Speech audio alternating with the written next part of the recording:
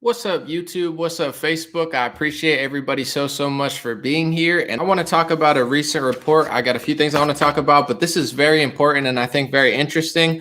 Google and YouTube, according to The Verge, will be cutting off ad money for climate change deniers. So Google and YouTube have announced a new policy that they are now going to cut off the monetization of anybody who denies the climate change agenda. And I have specifics of exactly what they're talking about because it's similar to, in my perspective, the word anti-vaxxer. You know, they're painting this with a broad brush instead of saying, hey, if you're against all vaccines ever created ever and you don't care about the science, you're an anti-vaxxer. That's not what they do. Even Merriam-Webster is saying you're an anti-vaxxer even if you're fully vaccinated on every vaccine that's ever existed. You just don't believe in government mandates, but you have every vaccine ever. You would still be considered an anti-vaxxer according to Merriam-Webster. So I want to let people know, whether you're an environmentalist, whether you're a liberal, you're a conservative, regardless of what you think about the climate of the planet, we are going to dive into exactly how sneaky and deceptive YouTube and Google is being and how they're making it essentially illegal to question them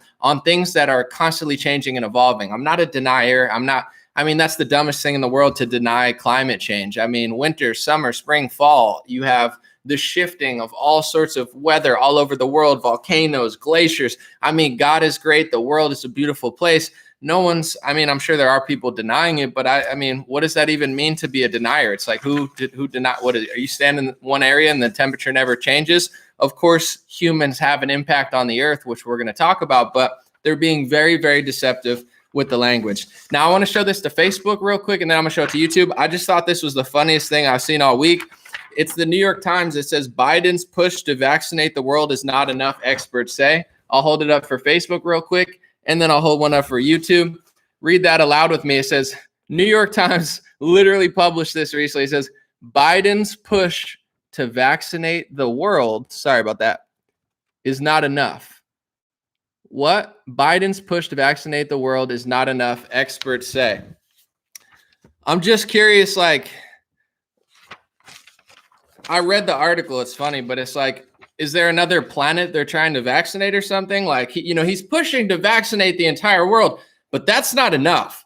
They got different dimensions of vaccinations they got to do. No, I'm just kidding, but I read the article. They were talking about how they want to give more vaccines to poor nations, but good clickbait title for sure, but it's just I thought it was pretty funny. So sorry, folks, I got to get my kicks in while I can. It's a cold world out there. It's getting really cold, and I'm not trying to be a denier of the warm climate. I'm just saying it's a cold world, so you better bring a sweater is what I was trying to say. Sweatshirt will work, a blanket, whatever. The first story I want to talk about today, The Verge. Well, let's just talk about this real quick. No, we'll start with that. Sorry, I got some papers. I'm like, should we go there or should we go there? So The Verge published an article that says Google and YouTube will cut off ad money for climate change deniers. Advertisers, publishers, and YouTube creators can no longer monetize content that denies the existence of climate change. Today, we're announcing a new monetization policy for Google advertisers, publishers, and YouTube creators that will prohibit ads for and monetization of content that contradicts well-established scientific consensus around the existence and causes of climate change. So I just want to show you guys something because I printed something out. You are not allowed to question what they call a scientific consensus. So I'm gonna do YouTube first and then Facebook. Maybe we'll just do them at the same time. Sorry, this is a CNN article from, I believe, what does it say, 2020? You can read that there. It says Glacier, let me see. Glacier National Park, sorry about that. Glacier National Park is replacing signs that predicted its glaciers would be gone by 2020. So every time you went to the Glacier Park, they say, hey guys, climate change is happening. So we're going to, the world is going to end and we're going to die and the glaciers are going to be gone. And it never happened. So they had to replace their signs. Sorry, this is unprofessional, but it's also kind of dope. I'm a man of the people. So that's one time where before 2020, if I said, hey teacher, I don't believe those signs, right? I don't believe the signs in Glacier National Park. I'm not a denier of the climate change. I just don't think that our glaciers will be gone by 2020. Sit down, Johnny. Sit down, Susie. You're not allowed to say that. You're a climate denier. You need to lose all your money on it. It's like, no, that was really happened. So all the experts, they made literal signs that said that the Glacier National Park would be gone And it never happened. They were wrong. And this is an important thing with science. Science is not a consensus. It's not a popularity contest. Engineering can be. It's like if your car runs, it runs. If your plane flies, it flies. You know, there's no debating that. But as far as like science, it's not a popularity contest. When Watson and Crick discovered DNA, it wasn't like, hey, slow down over there, Watson. Calm down, Crick. You know, the scientific consensus says that there is no such thing as DNA, and we can't really even figure that out. Oh, okay. Let me just sit on my ass then. Or hey, Michael Jordan, you know, no one's ever done that well. No one's ever won that many championships in a row. So maybe you should just sit down and just try to win 2 or something. It's like, that's not how anything works. Nobody great in scientific history did what every other scientist was doing. This is a total authoritarian takeover. And by the way, I'm going to get to climate change, et cetera. I'm not a denier. I'm not an idiot. I actually know more than a lot of the censors, but it's like, the inventor of the PCR test, Kary Mullis, he's getting banned. My Instagram video on Kary Mullis got literally flagged and targeted, so I had to take it down. He's not going with what everyone else is saying. He discovered the PCR test, not the whole scientific community. It's not a popularity contest. So this is why we need to have discussions about things that are complex, like the climate of the planet, because when all the idiot scientists and idiot bureaucrats come together and make signs at Glacier National Park and say that the glaciers are going to be gone, it doesn't mean it's true. It doesn't mean it's right just because you can't question them. So Google is doing the same thing they're doing with the word anti-vaxxer and painting this broad brush where it's like, if you contradict, this is from the article, from the Verge article, if you contradict the well-established scientific consensus around the world for the existence of the cause of climate change. So you can't question any part of the narrative. And COVID-19 is very similar to climate change in the sense of there's very few people denying it. They try to do a straw man. There's very few people when it comes to COVID-19 who say, hey, I believe in, you know, the contagion myth, which is a real book. They talk about terrain theory. There are people out there that are completely denying the existence of COVID-19, but it's not that many people. It's a small amount. I would say the majority of the population thinks that we're overdoing it. It's like, yeah, maybe I could get sick, maybe this virus, but we're doing too much. But they try to group everyone together, and there's a different place for everybody and say, oh, you must not even think it's a real thing. It's like, I think people are getting sick, but I don't think that lockdowns and human slavery and treating people like animals is a sustainable future. You guys are screwing up like the flow of the world. It's the same thing with climate change. It's like there's very few people on the planet that are like, yeah, the climate doesn't change at all. It never changes. Like there's no such thing as nothing heats up, nothing cools down. It's just it's like, no, there are glaciers that melt. There are glaciers that grow. One of them, this is right off the NASA website. It says Jacob Shavin, this is from 2019. It says Jacob Shavin Glacier grows for a 3rd straight year. This is NASA. This is our government website. It says, new NASA data shows that Jacob Shavin Glacier, Greenland's fastest moving and fastest thinning glacier for most of the 2000s, grew from 2018 into 2019, marking 3 consecutive years of growth.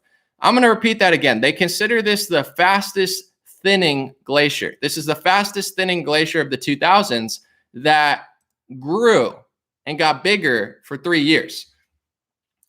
I'm not saying that it's not going to get warm again, you know, but this is stuff that I'm reading because I look at the NASA website, I look at stuff, and the more I learn, I want to ask a question, be like, hey, you said that, you know, Al Gore was citing scientists. He said that the ice was going to melt by the 2000s, and that didn't happen.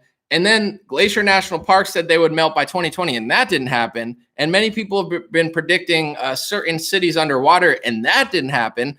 I'm not saying it can't happen. Maybe Florida could go underwater. Maybe California could go underwater. Maybe a volcano could erupt. Maybe we're all going to freeze and die or get super hot, and we're going to be like, damn it, we should have listened to Al Gore. I'm not denying that that's not a possibility. I'm just asking the question. You guys are wrong constantly, so we have to be allowed to question the establishment, the consensus establishment, especially when they're pretty much just buying it off / you know, coercing it in a way where it's like, if you disagree, you're not even allowed to be there. And that's what's happening in both things. It's like, with COVID-19, the World Health Organization said it was a 3.4 death rate. In March, I said it wasn't a 3.4 death rate, or I said I don't know for sure, but based on my math and basic, you know, 3rd grade math skills, It doesn't seem like this is an accurate portrayal once they start testing the whole world. And sure enough, I was right and the World Health Organization was wrong. I'm not smarter than them. I'm just not a compromised liar, and I don't have a political or pharmaceutical or scientific agenda. I'm just looking at it like, hey, why are they saying it's a 3.4 death rate for COVID-19? Well, they've tested very few people in March. They didn't have tests widely available.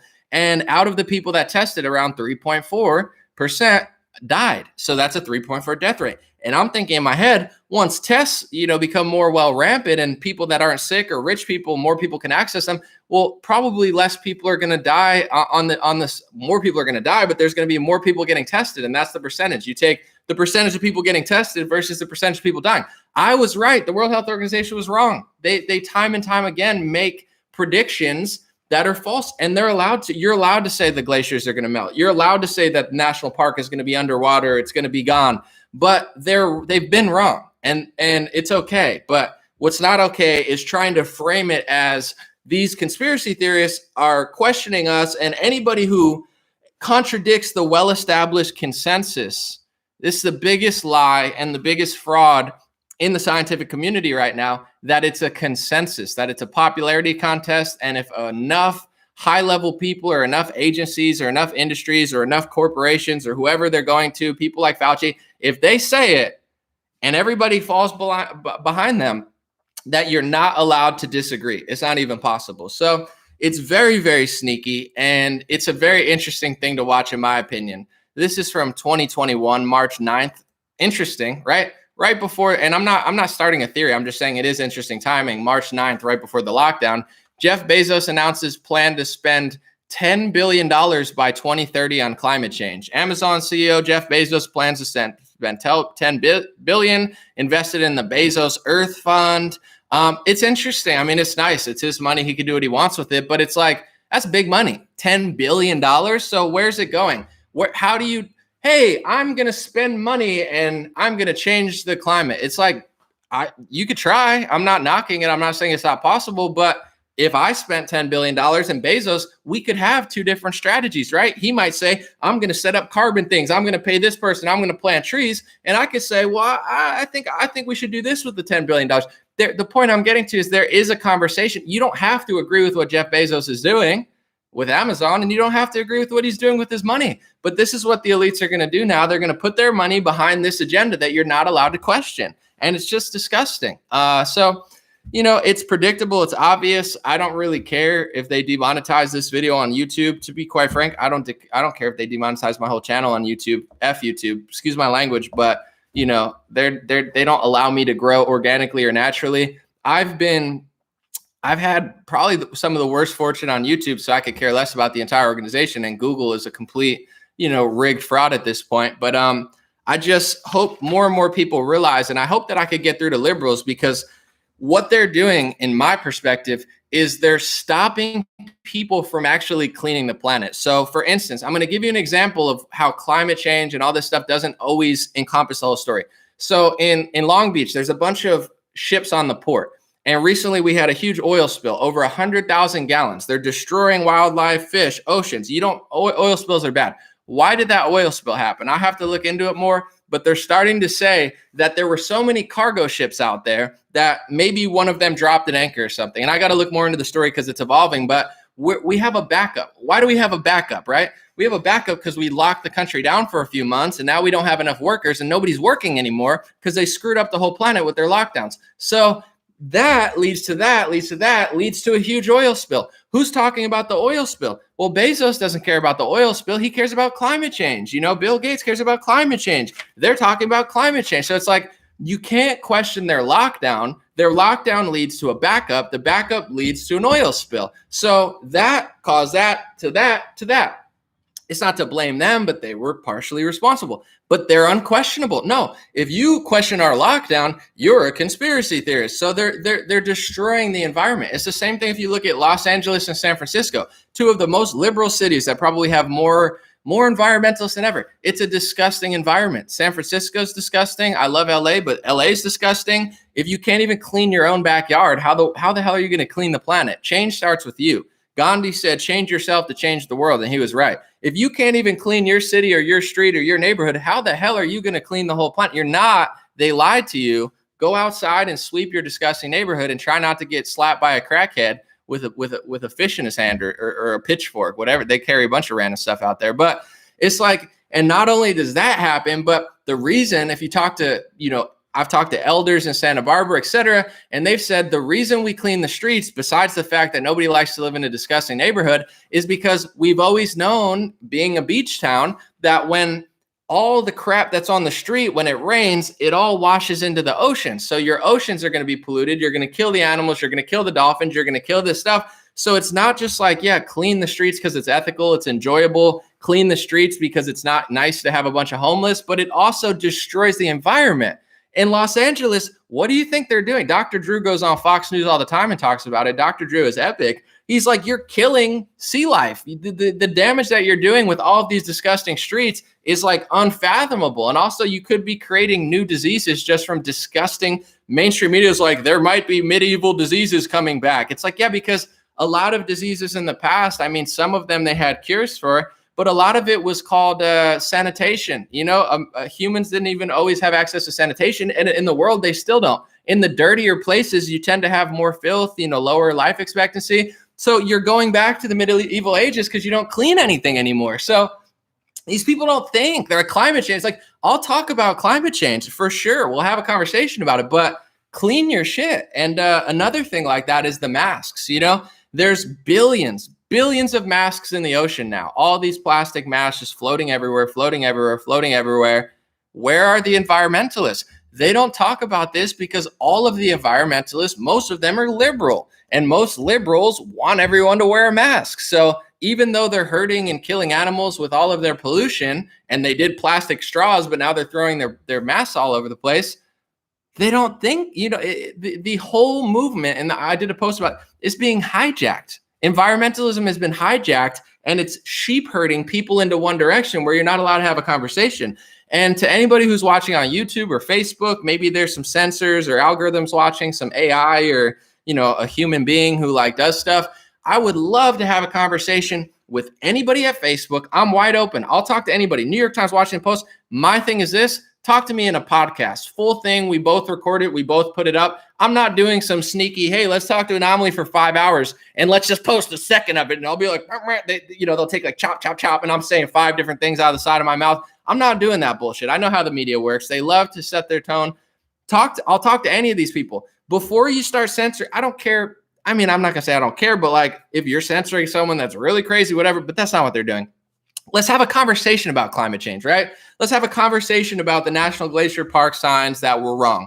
Let's have a conversation about Al Gore's reference to scientists who are wrong. Let's have a conversation about the Jacob Shavin Glacier, which was once known as the world's fastest thinning glacier that's been growing from 16, 17 to 19. I don't remember the 3 years, but a 3-year span. Let's talk about the government data. I'm not a moron. I'm not out here saying it doesn't exist. It's not real. Oh, the climate is changing. Trust me, folks. It's heating up. It's cooling down. It's growing. It's sinking. The volcano, the sun, it goes up. It goes down. Oh, the climate is changing. I am a climate change believer because the climate is changing all the time. Everywhere you go, it's a beautiful thing. Nature is great. Sun up, climate change. Sun down, climate change. Winter, climate change. Go to Saudi Arabia, climate change. The climate is just changing. I'm totally on board. But here's the thing.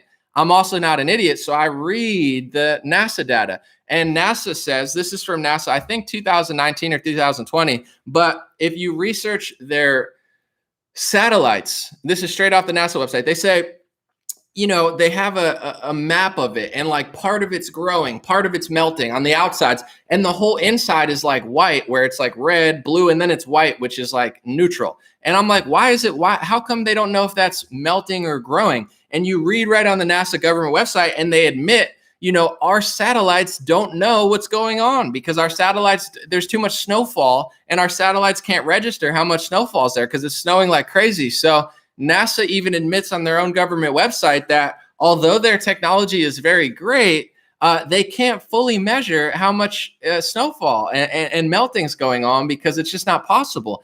And that's the thing with this experiment. In a real scientific experiment, I'm not a denier at all. I believe it exists, but you have something called the sun. And I know liberals, they think they're the gods of this world, GMO mosquitoes, this, that. They think they could just do whatever. That's fine. Do your little scientific experiments. But the sun, there's a reason that Aztecs, a bunch of cultures used to love the sun. They thought of it as a god because it's out of your control. And if this were a scientific experiment, there's scientific names for it that I can't think of. I know there's variable, etc. But there's something that you can't control. The sun is, unless somebody has a remote control, which I would say is unlikely. I don't think that's a thing. The sun kind of operates on its own. So it heats up, solar flares. We can definitely, as humans, we could definitely clean up the world, the ocean. We could definitely, monitor how much carbon we're releasing and look at the tree ratio of how much they're taking in, how much we're putting out, and try to have a good ratio on this planet. I'm not against that if you're being honest about it,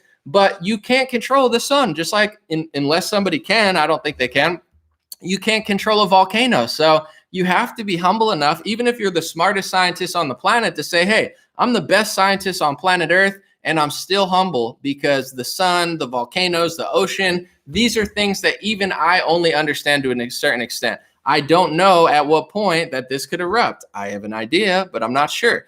A lot of the ocean, last time I checked, at one point it was 95% unexplored. I think they've explored more since I've last checked. But think about that. Just a few years ago, the ocean was 95% unexplored. Like I said, I think those numbers have changed.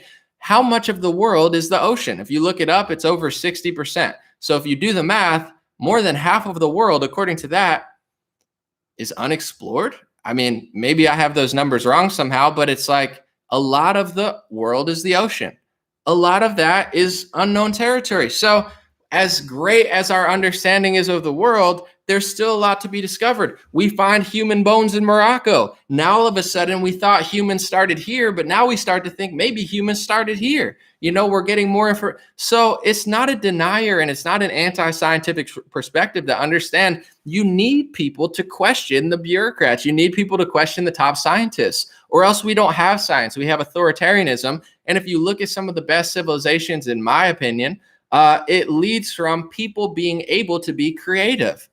If you're not allowed to be creative, you're not allowed to invent things. I read Carrie Mullis's book. I'm still on it, but he invented the PCR test. We use the PCR test to jam it up our nose right now. Fauci didn't invent the PCR test. The CDC director didn't invent. None of these bureaucrats in Washington invented the test that they're using on you and treating you like an animal. But the guy who invented it is having his work posthumously, he's dead now, is having his work banned and censored on Instagram.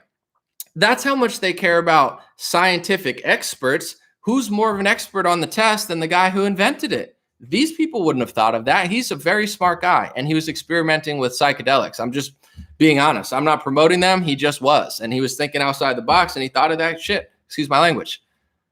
And then you're going to have these morons come and censor a guy that they couldn't even stand on the same playing field for. So that's my call to Facebook, YouTube, etc. I'm going to answer some questions and hang out for a little because I haven't in a while. But have a conversation with me. I mean, you could talk to anybody, but I know I'm guessing 10 to 30 times as much as anybody who censors stuff on Facebook and YouTube. Do these people have like scientific degrees? Like, are they the greatest people on the planet? I would love to have a conversation with them.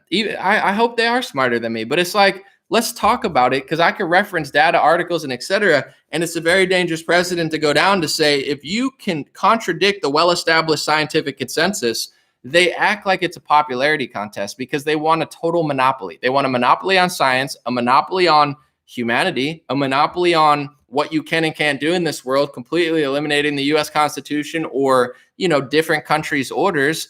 And this is just another part of it. It doesn't make you a denier to understand real history. And you can easily, with even Google, as rigged as it is, come to the conclusion that I have, that the scientific consensus, the establishment experts, have been consistently, in some cases right, but in many cases wrong about climate change, because they're trying to push this agenda of the world is ending now. The world is ending now. And I think it is time to do, the right thing in the world, and it's not being done. But how many times do they have to be wrong with their predictions and set a date and be wrong for people to realize that, yes, we could change some things, but no, these people are not gods, and they are not they do not predict accurately. They didn't predict the COVID death rate accurately. They're not predicting climate change deadlines accurately. And that's just a fact. So, hopefully it doesn't go too far, but whatever. If they demonetize my video, I don't care, but I would definitely care if they did more stuff. But I don't think I'm one of their targets for that, but I am, as somebody that sees both sides, I am somebody that is willing to have a conversation or debate about it so we can kind of hash out what is a denier and what's not. But most likely these people don't want to have a conversation. And it's just sad that someone that's an idiot working for Facebook or YouTube or whoever, they're allowed to just quash people who are way, way smarter than them and just be like, you can't say that. It's like, who are you? Who are you? Ask these people questions. They hate questions. I told my friend, if you work at an office or a corporation where they're doing a mask mandate, ask them this question. Then I'm going to get to comments. Ask them the question, hey, when does the mask mandate end? It's a fair question because the science is settled. They have a scientific consensus. They know everything. You know nothing. Bow down, you weak peasant. Okay, sure. Yeah, I know nothing. You know everything. Okay, when is the end date for the mask mandate? When is it over? We don't know. Can you ask your boss? Well, he doesn't know. Can you ask his boss? Well, he's following these guys. Well, when's it end? Oh, we don't have an end. It's because there is no end date. It's not based off any science. It's not based off any metrics. Do they have a specific percentage of something that they're looking at? No, it's like they're just moving the goalposts. They don't have 95 or 99% of your bosses probably have no idea when it ends because it used to be like 15 days to slow the spread. We're going to extend it for 5 days. We're going to extend it for 10 days. We're going to lock down till the summer. We're going to lock down till we get a vaccine. We're going to wear the mask until you get a vaccine. Actually, put your mask back on. We're going to go back to school fully vaccinated. Actually, let's go back to remote learning because there's too many COVID cases popping up. And wear your mask. People need to ask questions. Be like, excuse me, sir, when is this over? When do you have a specific date or percentage, even if it was something I didn't agree with? Do you want a certain percent of people back? There's companies that are like 100% vaccinated that they're still making their employees wear masks. They got every employee vaccinated. They told them they'd take the mask and they're still wearing masks. These people are psychopaths. I'm not afraid of these people. It's like, I know science and this stuff enough to be like, I'm willing to talk about it as somebody who's open-minded, but you guys got to stop being authoritarians. And hopefully enough people ask questions, stand up, and that's what it's going to be. All right, I'm going to hang out. Thank you guys for being here. I haven't answered questions in a while. I've been keeping them pretty short. So let's see, 27 minutes. I'll hang out for at least 20 minutes or so, and we'll answer some questions. And any questions you guys have, comments, news stories that I haven't talked about, I'll get back to doing a little back and forth because it's always fun. Someone said you can't bribe Mother Nature, and that's the beautiful thing. The sun, the volcano, it doesn't make you a denier to understand and be, like Hawaii. I love the Big Island. Bro, my whole friend's house is under. It's like he got volcanoed, and you're just like, listen, that's Mother Nature. That's Pele. That's the volcano goddess. That's what some people consider her in Hawaii. It's like, that's not okay. We got to build somewhere else. Like, that's how part of the world works. And it's a beautiful and a sad thing, but also these little dweebs in Washington think that they could override that. It's like Mother Nature will prove you wrong eventually. Brandon said, anomaly, what is your thoughts on the Rhinos caving to the Dems, increasing the debt ceiling? That's a great question, Brandon. I've come to the conclusion over the last 3 months. It's funny because I thought this when I was 18 and I went through phases. But, overall, I think the Republicans are the better party. But the difference in people's heads is not as big as people think. So they're mostly phonies. There's a few real ones. Thomas Massey, Rand Paul, Marjorie Taylor Greene can be okay. But like, they're phonies. They're liars. Anybody that's like, oh man, Trump's going to really, it's like, no, it's not a bad thing. It's not a doom and gloom. It's just not what you thought it was. Both parties are working together. Both parties are getting funded by Big Pharma.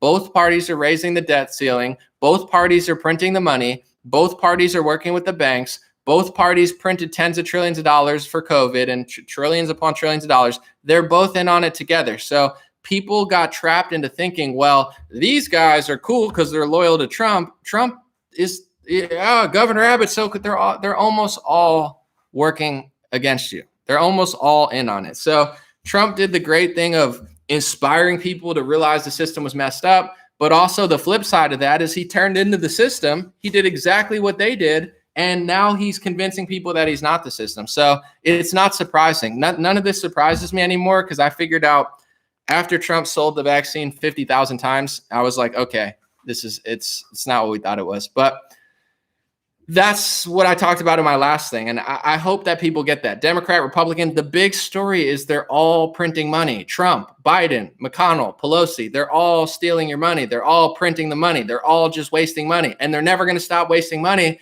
because as long as they could convince you that it's just Joe Biden, or as long as they could convince you that it's just Donald Trump, or as long as they can convince you that it's just Nancy Pelosi, or as long as they could convince you that it's just Mitch McConnell, or as long as they can convince you that it's QAnon and Marjorie Taylor Greene, or it's just, Antifa and AOC, or it's just the Democrats, just the Republicans, it's just Cuomo, it's just, as long they're all probably laughing hysterically at you. They're all printing the money.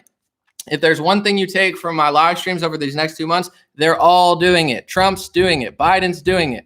They're all doing it, except for, I would say, the only one who stood up against the CARES Act was Thomas Massie. In a room of hundreds of people, you had one Republican say no, and Donald Trump tried to kick him out of the party for it. So if you guys don't get it by now, it's going to be this constant cycle of being disappointed and confused. If you remember what I just said, the next year will make a lot more sense. Thank you. Born too late. Appreciate you. Someone said people in Australia love Trump. People all over the world love him. It's just, as far as when it comes to like banking and pharma and money printing, he's exactly just like everyone else. He just does a better job pretending like he's not. People don't want to hear that, but to be honest, I don't care. It's been 2 years of me saying that. People still don't get it. We can move on. Have I heard of the writs of mandamus that people have filed in support of the Constitution? I have not. Someone said, buckle up, buckaroos. Buckle up. It's always good to have a buckle, a belt buckle, a buckle. Sometimes I prefer, listen, I'm not trying to brag, but your boy's got the science. I got a buckle right here. So listen, this is how YouTube, I love science. Okay. I'm a science lover. I don't deny science. I revel in it. I got a belt. I wear this around my belt. I go to garage sales with my science thing on, and I go there and I say, hey, you guys got any science here? I go right up to the, sorry, just make sure you guys can see it. You got to put this on the fanny pack. I say, hey, is this a garage sale? I saw the sign. Is this a garage sale? Hey, yeah, what? I just wanted to know if you guys have some science here. Like, what do you mean? I'm like, just some science. You guys got any science? Like, what do you mean? I'm like, well, I mean, Fauci. You got any Fauci dolls? You got any? I mean, a light bulb would be science, right? Edison helped, or Tesla, or whoever did. I'm just looking to buy some scientific products just to put in my belt. So you don't got to tell me about buckles. Buckle up, damn right. It's going to be a wild ride, folks. You better have your buckle. That's mine.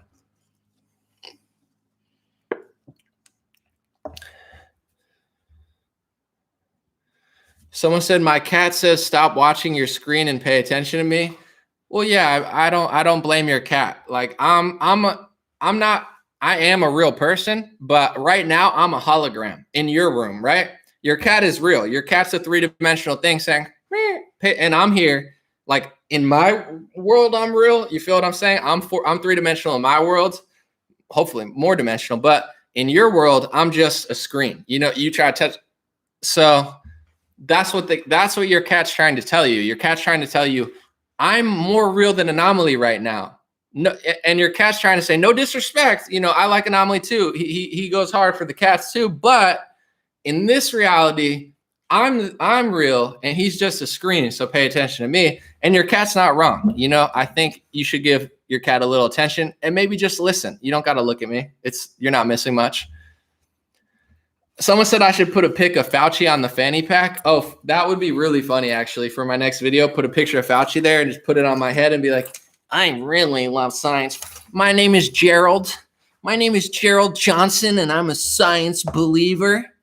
I love science. My name is Gerald Johnson, and I love science. I've been sciencing for about 15 years now. Ever since I was a kid, they said, Mom, Dad, and I just said science. And since then, I've been just Bill Nye, Neil deGrasse Tyson, Carl Sagan.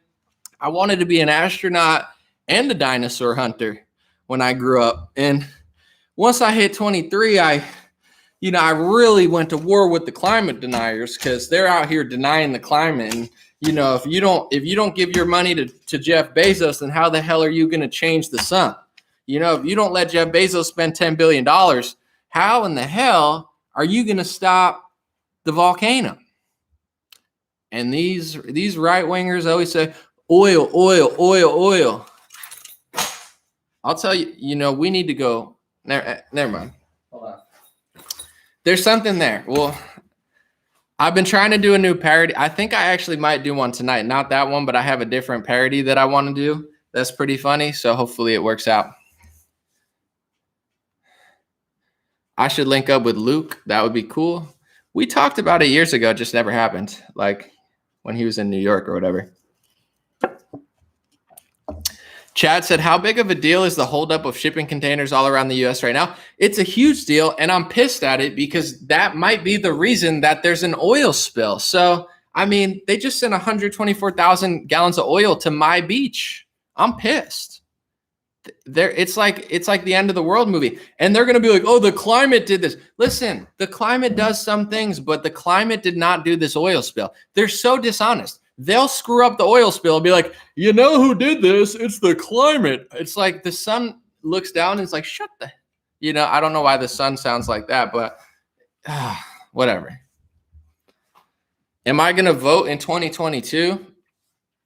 Yeah, I'm going to vote. But I'm not going to be like gung-ho about it. But here's my two thoughts together real quick about voting. I'm glad you brought that up because I think it's a two-pronged thing. On one hand, I think people think that Donald Trump is going to save their life and the Republicans, and they're going to say, but it's not really, they're not doing like nearly as much as you think they're doing.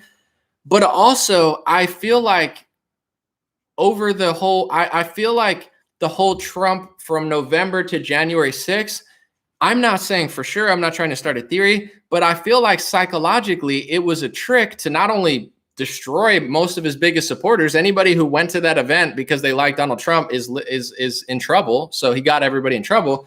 But also, it's a demoralizing thing. So do I think the Republicans are awesome? Not really. Do I think the Democrats are worse? For sure. Do I think that if enough Republicans don't vote and they swept everything, it would be worse? For sure. So as bad as they are, this is how I try to think about it. And people could say, I'm not voting, whatever. I'm not trying to convince you, but like people think the gap between the two is this much. They're doing almost everything together minus a little thing. So I think it's a two-pronged thing is to call out their bullshit. But if everyone says I don't vote, I'm sorry. I know people disagree with you. They're like, oh, it's going to be anarchy. It's like, no, Democrats are going to win every seat everywhere. And you're going to literally be like a slave. It's going to be like that. So it's a two-pronged sort of thing. I'm going to vote, but I'm like one of the only ones I see that's not just like Republicans are, it's only the right. It's like the people that you think are fighting rhinos are literally rhinos themselves. So it's worse than people think, but at the same time, it could always be worse. So if you think this is bad, elect a bunch of Democrats and turn this into Australia real fast. So I think, yes, I'm going to vote, but I'm not like, oh my God, they're going to save my life. I think locally and in general, it helps break it up. But people need to realize the only person that I even there's two people, but Rand Paul and Thomas Massey, but Rand Paul does Wasteful Wednesday. Him and his father for decades have been trying to tell you the big story. This is the big story. Yes, it matters with certain policy and rules in the Second Amendment. I will still vote Republican, but the big story is there's something called the Federal Reserve, and they've owned the money since 1918, or they've controlled it. I'm not saying they own it, whatever. They can just, between them and the federal government, they take your tax money and then they print money. They make money whenever they want. So Mitch McConnell he's putting up little roadblocks for little things, but he's in on it. So I feel like that's what Rand Paul and Ron Paul need, like what they're talking about. That's big level stuff. Like once everybody realizes that they're all doing that, we can actually have some progress. But the left wing has gone batshit insane, and the right wing is obsessed over Donald Trump. So no one's talking about this. It's like we made so much progress to literally go right back to where we were. So yes, I will vote. The Republicans nationally are pathetic. Locally, they're a little better. But as bad as it is, it could always be worse. So don't if everybody doesn't vote because Donald Trump psyoped them into thinking it doesn't matter at all, you're going to see what America looks like with no conservatives, and it's going to be 20 times worse. So, I feel it's so funny because I got to say this. Some people, it's not like I care what people think, but some people are like, Anomaly must be a Democrat operative. Anomaly must be working for the Democrats. I'm like, I'm telling people that don't want to vote Republican to vote Republican. Meanwhile, Donald Trump is inspiring people not to vote through his rhetoric. He's not telling people not to vote, but a lot of people are like, I'm not going to vote because it's fake and it's made up. And it's like, I hear you. We need better election integrity, but how am I the one? I'm telling people to vote, and people who follow the vaccine salesman, they all don't want to vote anymore. So it's a multi-pronged system. It doesn't matter as much as people think, but also to the naysayers, it's like, it could be much worse. And I hate to say this because I'm an optimistic person, and I believe my life will be good, not just like, oh, I'm so great, but like, I'll adapt, I'll evolve, I'll see trends, and I'll make the most of whatever I'm doing. But like, life in America at this rate is going to get weirder unless people do something about it. And there's certain topics that you're not allowed to talk about. You're not allowed to talk about it on the Democrat side.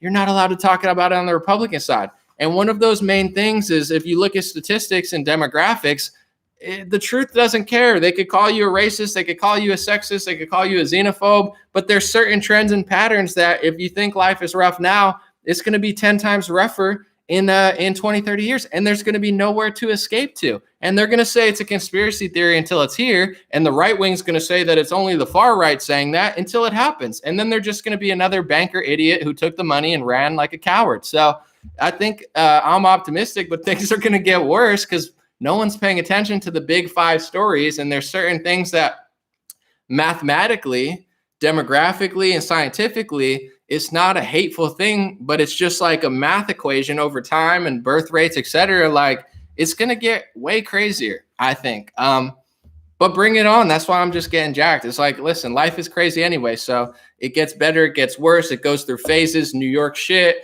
Giuliani makes it good. It's shit again. I believe in people. It's just, I think local communities are going to be important and being around people that you like. But I think that's the world anyway right now. You live in LA. You got millions of people there. Do you hang out with millions of people? Of course not. You hang out with people that you like. So I think the future, no matter how bad it gets in certain areas, it's going to be all about community and all about your mindset and all about your reality. And you could find like-minded people that you like and trust and appreciate, and you just rock with them. I think that's going to be the future, because even though things get tough, if you're smart and you play your cards right, you're going to be fine. It's like if you go down to a rundown country, I'm not trying to be mean, but if you go to a country that's considered a third world country, if you got money, you could go somewhere nice. And, in America, most people have money considered to other standards, where it's like the whole world's not going to shit. It's just like things might be more difficult. So if you play your cards right and go to the right state in the right country, even if you don't have a lot of money, you'll be completely fine.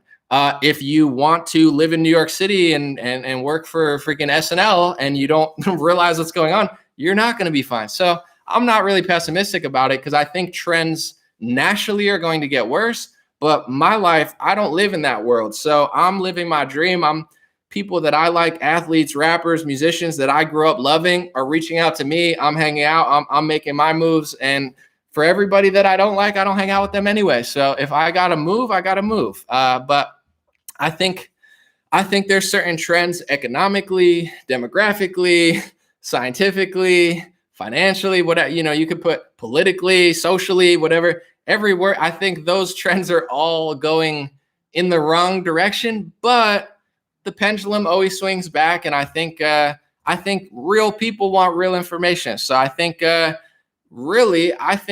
not trying to brag, but I think I'm more popular than Don Lemon. I mean, I know I am. So it's like, nobody actually likes these people. So I don't want to do what they're doing. They're trying so hard to fight. And this goes in with the COVID and the climate change thing too. It's like, listen, you could say I'm a conspiracy theorist. I could say you're a conspiracy theorist. The truth is the truth. So if you're going against God, if you're going against Mother Nature, if you're going against humanity, if you're a bad person duping Black people and duping Hispanics and duping white people and duping Jews and duping Muslims and Christians and whatever, and you're duping everybody, you could call yourself whatever you want. You could say, oh, I'm the best and you're the worst. But like, that's no life to live. I think these people are suffering because they're lying and they're deceiving. So I could talk about things that they would say, oh my God, that's so mean. But I'll hang out with people of that ethnicity that are like, he's a real one. You think I give a shit? Excuse my language, but you think I give a shit what CNN or NPR says about me? These people are losers. I just hung out with my buddy the other day who's a rapper, and he said, Anomaly, you've been on World Star Hip Hop like 10 different times. I didn't even realize I was on that website. If you guys don't know what World Star Hip Hop is, it's a rap black culture website. It's like super, I mean, a lot of people go there, but it's really like rap culture and black culture. I'm on there all the time, apparently, and everybody likes it because I'm not a liar. So it's like, who cares what these people do? They could try to go against God in the world all the time and dupe everybody. That's their burden to bear. If they screw up certain areas of the country, that's their karma that they're going to have to suffer for. I'm sidestepping completely. So I don't care what they say about me. I don't care what they do. Even if they run this country down, I see them doing it. And it's just, everybody's not going to be hurt. If you're wise enough and smart enough to see it happening and make a move to put yourself in a place that you like, around people that you like, in a community that's comfortable, I'm sure you'll be fine and I'll be fine. But if I'm not, whatever, that's life. You can't plan everything out. Some things are spontaneous and it doesn't always go your way. But I don't like people who doom and gloom, like America's dead. Like, what world did you live? I don't understand that mentality. And it's always people that call me a doomer. They're like, Anomaly's a doomer because he doesn't love Trump as much as me. It's like, bro, I'm not a doomer. Here's what I'm trying to tell people. It's like, life used to be harder back then. Like, oh, I'm so oppressed. Like, no, I'm not. They could delete all my social media. I'm going out like a legend. I don't give a shit. My ancestors used to have to make their underwear out of potato sacks. My ancestors used to have to hunt for food.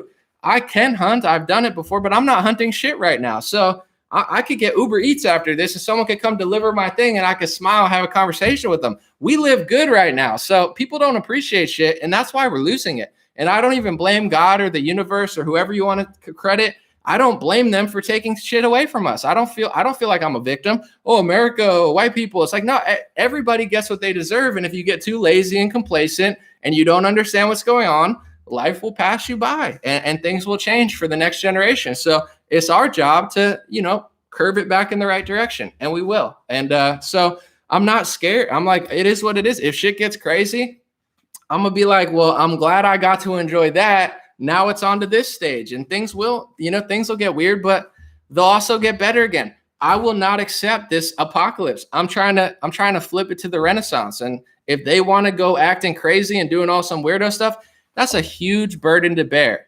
I bet these people struggle at night because everybody hates them. Like, I don't think about that. Yeah, I'm sure people hate me. Some people don't like me, but I'm not a phony. I'm not a fake. I'm not out here duping black people or duping white people or duping Republicans or duping Democrats. I'm not a dupe. So the people who do that, that's a lot of bad negativity. The most peaceful person on the planet is probably the guy who's not on social media, who's fishing and hanging out. I bet the Amish are having a great time. It's like, so long story short, I'm not trying to go on tangents.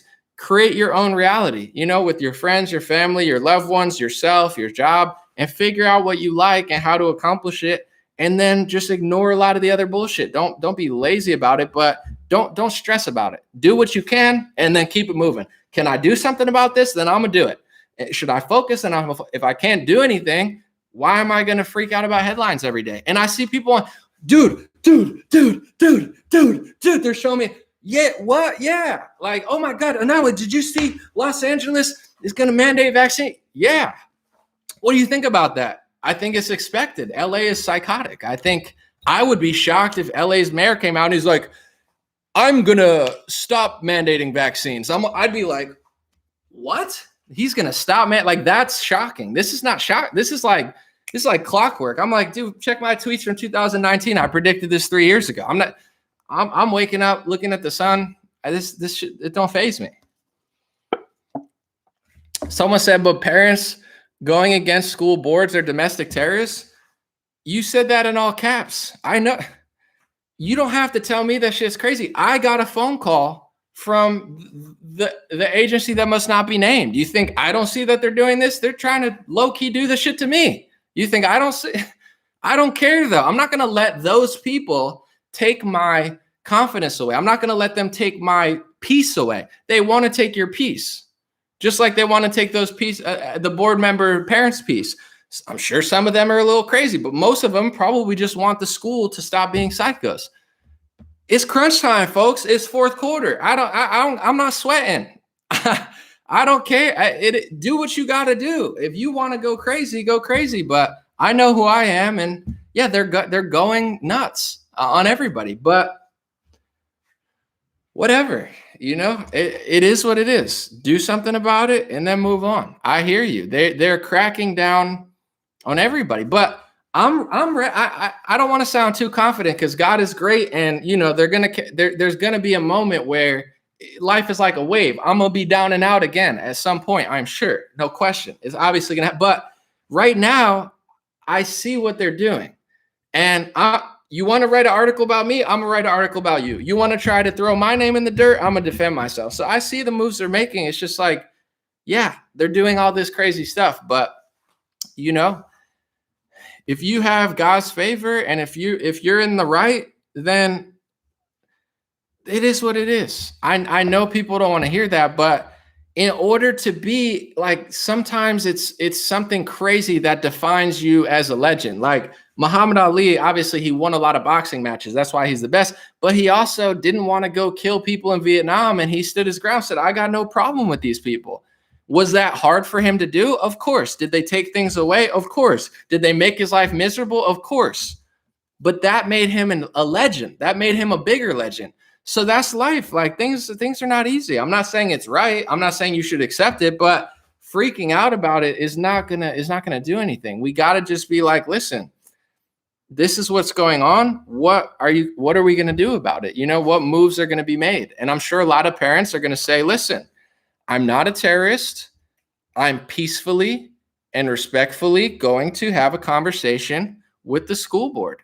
So, it's definitely a danger president, but I don't know what to tell you. Life is crazy.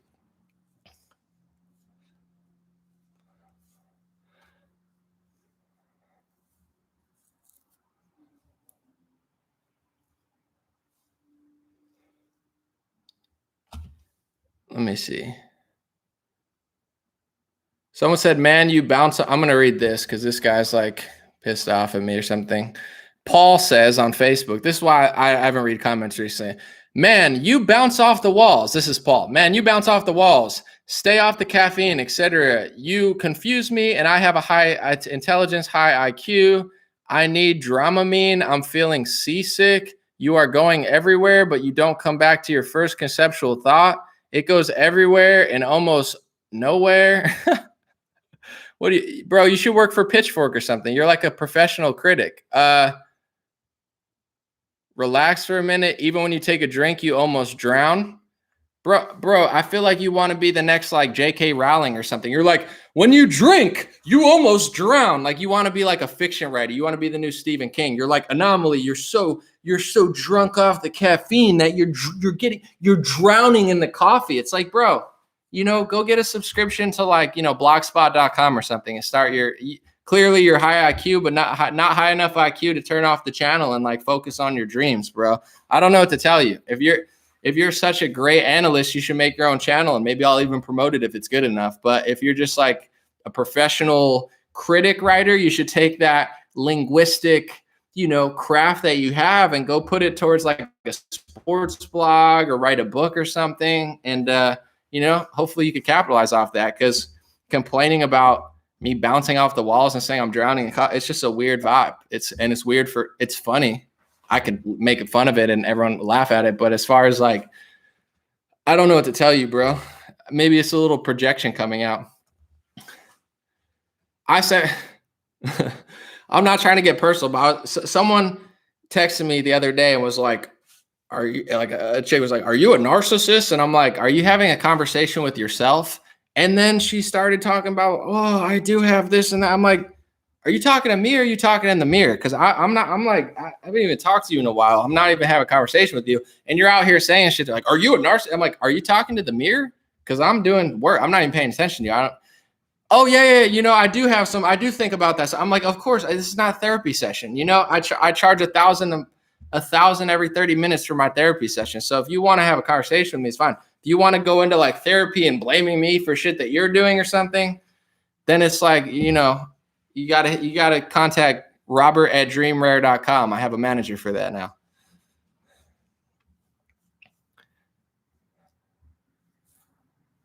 Thank you, Sandy. I appreciate it. Someone said acting like an anomaly is a crackhead. Well, here's the thing, and this is like, I give people stuff. Like, I'm not like a Ty Lopez or something where I'm like, I give you a little bit and I say, yo, come pay me for more wisdom. You know, which nothing wrong with that. Hey, monetize, make your money, but I let you know things. And if people listen, I could help you. Like, I'm not trying to brag, but like, I'm 31, doing very well with social media marketing. I just got 1 million views on TikTok today, and I barely even use TikTok on one video. So I can help you get to the point where you can capitalize on the internet. But the point I'm getting to is that the reason I talk so fast, in person, I talk super slow, actually. I'm not like a super fast talker, but sometimes I have energy. You're watching my live stream. How long have I been here? 55 minutes. People don't got time. That's why my videos do so well. In the first 20 seconds, you're hooked in because I'm just hitting you with fact, and there's no time in between. I'm not breathing. So with my live stream, I've gotten accustomed to that. My mind can keep up with my mouth. God is great. But also, if I'm slow as hell as a content perspective from a marketing, who wants to listen to a video where the dude's taking 5 minutes to start the damn story? Nobody wants to listen to that shit. That's the reason my content does so good. I don't come in and say, hey, guys, how you doing? This guy doesn't want me to drink coffee, so I'm going to take more breaths. It's like, dude, it's not a freaking ASMR breathing session, bro. People don't come here to watch me breathe. They could watch like a Buddhist monk on Facebook do that or something. Or, people are coming for the information. If it gets too boring, they click the X. So I'm trying to be entertaining the entire time. So instead of critiquing that, which is fine, I should give you consulting. Like when people critique me, I'm like, bro, I get it. You're struggling. You need consultation for your business. I'll turn it around. Bro, I'm taking a nap today and I'm going viral on the planet. I got 1 million views on a Malcolm X video on TikTok in one day. I don't even have to be here, but I want to be here. I'll enjoy it. It's like, you're talking too much, bro. I'll go to sleep tonight and wake up with a week's worth of salary in my account before I'm even awake in the world. I think I might know what I'm doing with the live streams, big dog, but maybe I'm wrong. Maybe getting 200,000 views on a Facebook live stream talking about Bill Gates, maybe that's not good. Maybe I should check to you. Maybe your comments are getting more thumbs up. Jason, appreciate you. What are my thoughts about the Pfizer whistleblower? To be honest, I haven't seen the full video. I know Project Veritas dropped it. I haven't seen it. So I can't tell you exactly what happened because I haven't watched the full video yet. I kind of have been busy the last couple of days. Someone said, bummer, they know how to trigger you. It kills the vibe. My vibe is not killed. So I hope other people's vibe isn't killed, because with this type of stuff, I'm making a joke about the guy or whatever, and it was kind of funny. But also, I'm trying to give you guys, like, you could say it killed the vibe, but I gave you marketing advice for free. I could help you win in this world. It's not boring. There is no vibe killing. I'm sucking up the bad vibe. I'm having a fine time. So is it really killing the vibe? Like, yeah, oh man, I just listen. You could learn something. That's how I got here. But whatever. If people want, you could be a professional critic, right? For Pitchfork. I'm drinking more coffee. He said to stop drinking. I'm drinking more. I'm gonna take coffee and pour it on my head the other day. Someone said, that's it. My vibe is killed. I don't know what to tell you, bro. I'm sorry that you're not feeling it. Here, let me play a reggae song and let me get the vibes back. Hold on, brother. You hear it? I got a reggae song coming out Friday. I'm not even kidding. I literally have a reggae song coming out next Friday. But you hear it? Bing, bing, vibe, ding, ding, ding, ding, ding, ding. You got now we vibe. You know, we're on a beach. You got the vibe now, bro. Y'all good? Y'all with me again? We good? Hold on. We got the vibe. Hold on. Yeah. Oh, we vibing now. Oh yeah, that vibe. Oh, now the vibe's back. Ooh, now I got it. I thought it went a little negative for a while. Now, man, I feel like I'm chilling with Damian Marley in Jamaica. We cool now? We good? Everybody's vibe back? Did we get it back, or are we good? Yeah. And normally I don't like rap music. It's like, okay, that's fine. You don't have. It's not. This is not a Pfizer government, merger where you have to like it.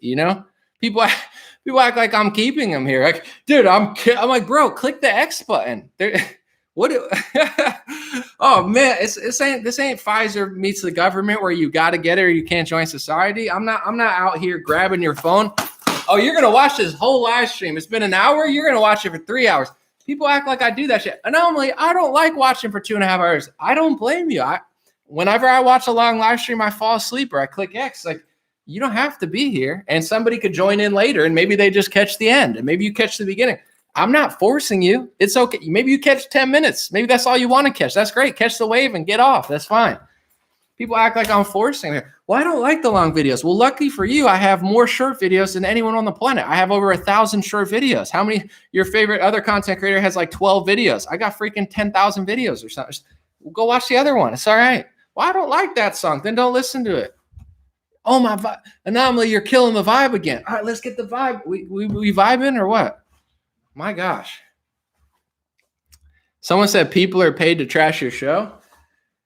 I don't think, maybe, but it makes the show better. So I don't even care. Like, I don't consider the last 10 minutes a vibe kill. I thought it was funny. I thought going back and forth with that guy was funny. He's talking about like drowning in my coffee, like he's, like he's J.R. Tolkien trying to be sneaky with the words, like, the Hobbit arose on a cloudy morning and he engulfed himself so hard in the coffee that you could see him drowning all the way out to the Atlantic Ocean. Like, this dude thinks he's like a professional writer. I know, I get it. You want to use metaphors, simile. It's like, I don't think that part was a vibe kill. I thought it was hilarious. So if anyone is paying people to say negative things, then I appreciate it because they're just making the show funnier. To me, I think it's funny, but other people think it's like terrible.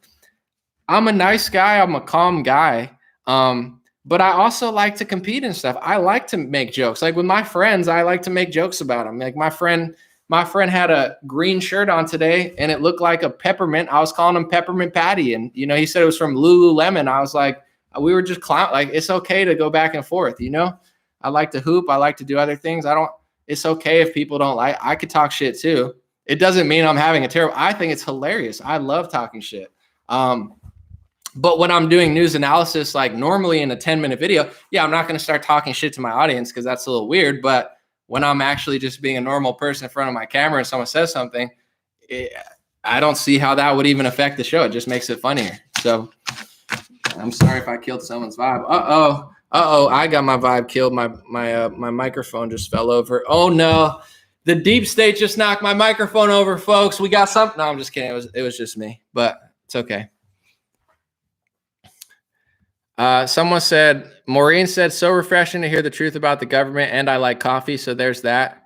Yeah, both are good. Oh no, now I clicked the button. Okay, there we go. I got it. I almost knocked it off my Facebook. Someone said I'm getting the vibe back. I never lost it. I feel like it's like a basketball game. Sometimes you got to do a crossover. You play defense, you play offense. It's not going to be the same the whole time. Sometimes you got to make a juke behind the back. It's okay. Someone said you will own nothing and be happy. I'm ready for it. They could try, but I'll own something and I'll be happy, even if it's one thing. Someone said QAnon. That's pretty funny. Thank you, Tina. I appreciate it. Someone said I like the long videos. Well, it's a different vibe. Like I listen to podcasts when I'm in the car at night. Sometimes I listen to a podcast. In the morning, I listen to a 5-minute video. That's what I do. If people don't like it, I'm not trying to be mean. I'm just saying, like, just don't listen. I don't know. I like to do both because I also like both. It's like people don't realize I'm one person, but I'm doing like 5 different things. So if you watch a television show, you want to watch it short, but then if you watch a movie, you want it long. But you're not always trying to watch a movie, but that's what I am. So it's like if you're like Anomaly, I don't like the movie. It's like, then don't watch the movie. But I got a television show every 3 days, and then I got 1 movie or 2 movies a week. Is long form versus short form. podcast versus, versus short informational video. I'm not mad at it. I just want to explain it to people, because also there's reason behind what I do, which is why I just talk about it. I think I'm not just trying to complain to those who think I'm complaining. I want to let people out there know, people that are entrepreneurs, musicians. We have a lot of business owners. Like, I don't just do this. I listen to Dave Ramsey. I listen to this person. I like to learn about business, finances. So I'm trying to drop gems along the way too, and just not be like, well, I'm going to tell you about Afghanistan. It's like, no, let's talk about growing our business and getting more views.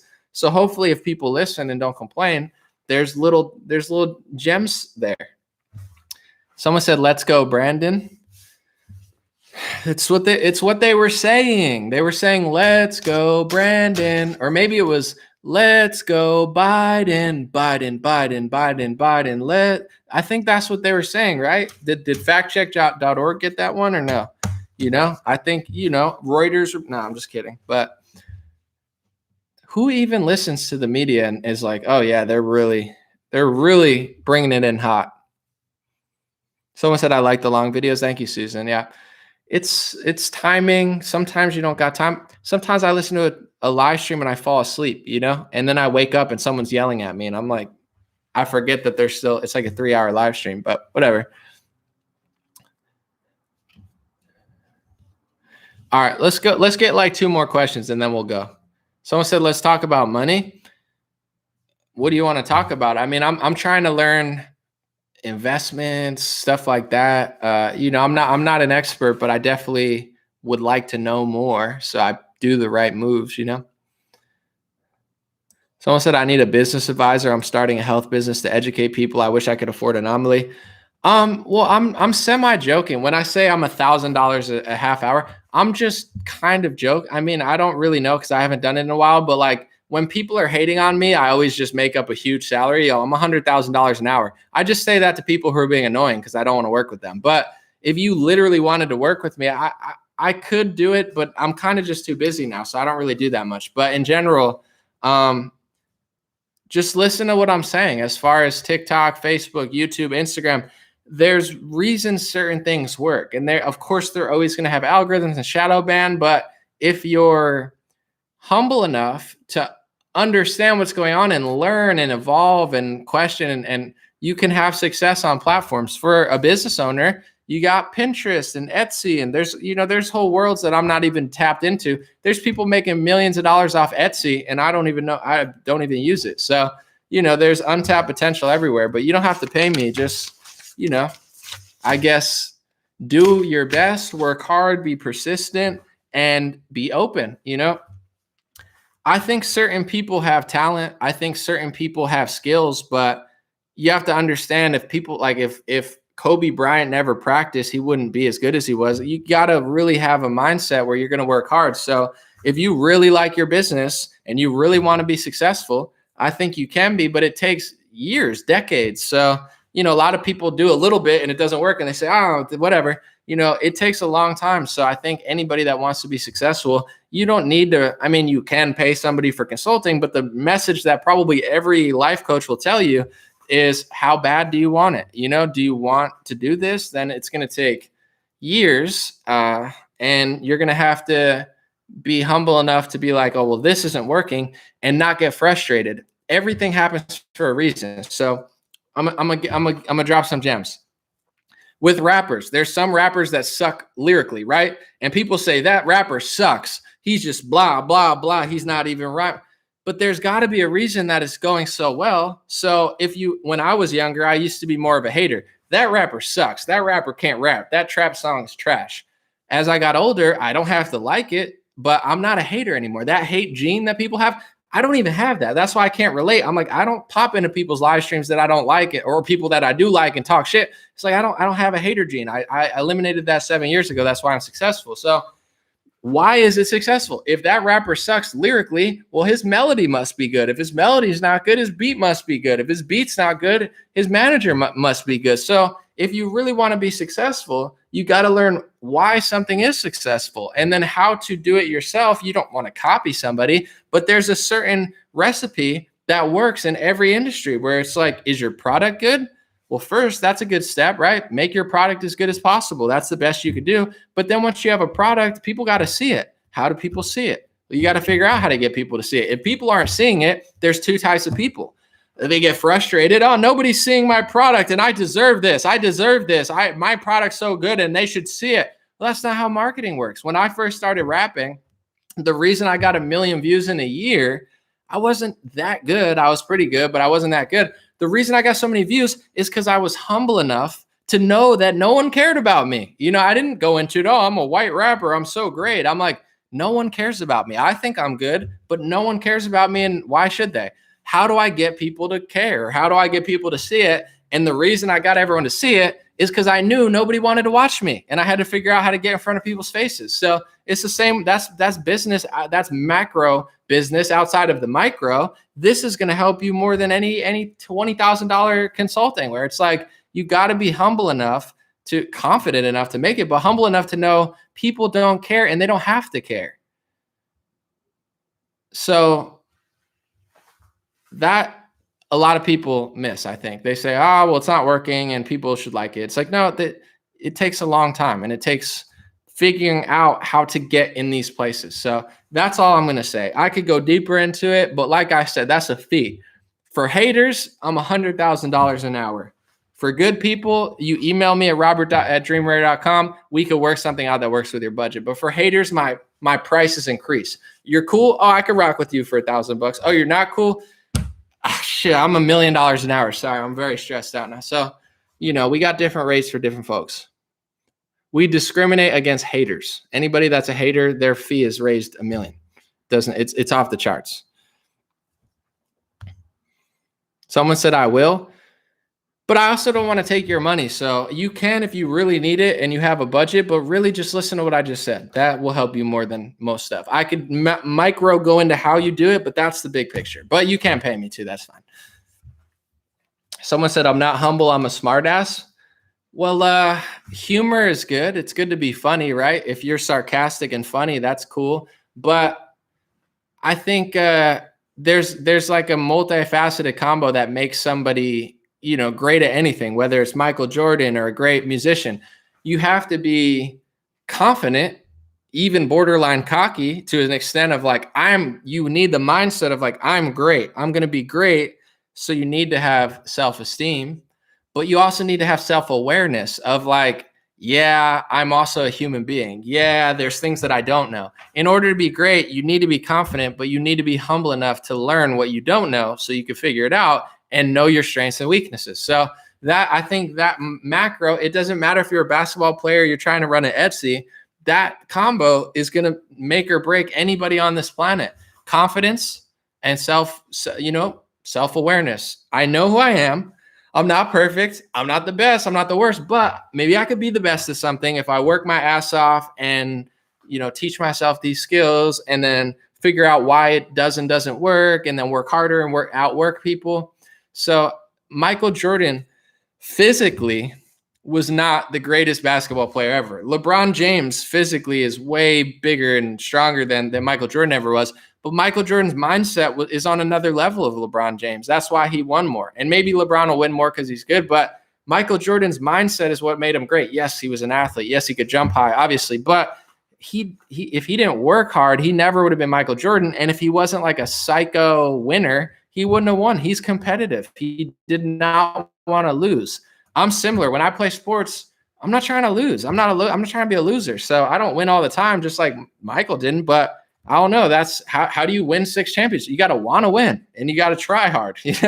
This equation works for any industry. Obviously, there's going to be physical limitations and mental limitations, but there's a lot of dumb people that probably have, low double-digit or high double-digit IQs, probably higher, that are making tens of millions of dollars because they work their asses off. So, people can make excuses all they want. Oh, I'm not smart enough. I'm not big enough.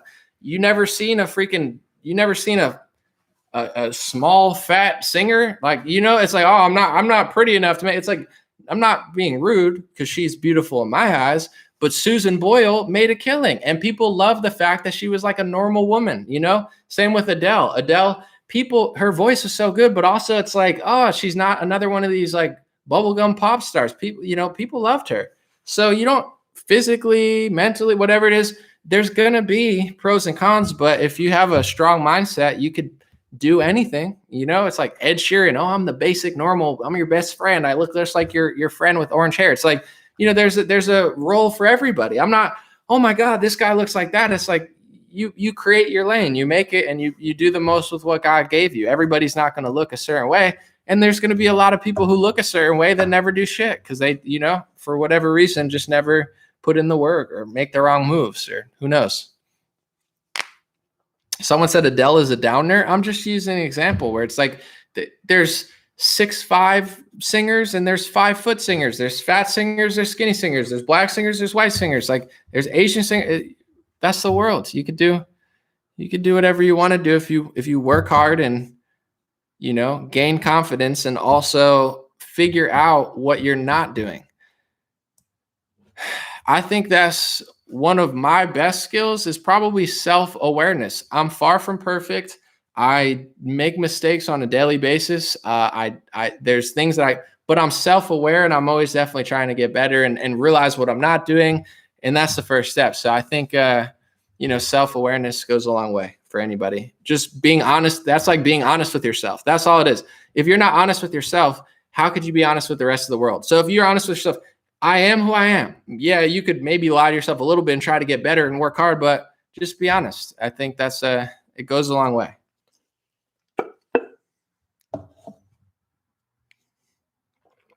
Someone said some people shouldn't sing though. Let's be honest. Cardi B should stop. Here's the thing though, Monica, I'm not like a major Cardi B fan, but I'm not a hater. She's one of the most successful female singers. Am I pumped about her lyrics and her? I'm not a hater, but it's not my ideal go-to talking about her, private part, but she's doing just fine. And I'm sure her life is much better than if she was at a strip club like she was. And I'm not being rude. That's just where she worked. You could have that opinion, but I'm sure she doesn't care at all. She's doing quite well. Where she came from, I bet she doesn't. So if you think she's whack and I know you're not a musician, but it's like, that's more motivation for you to be like, okay, if she can make it, I can make it. So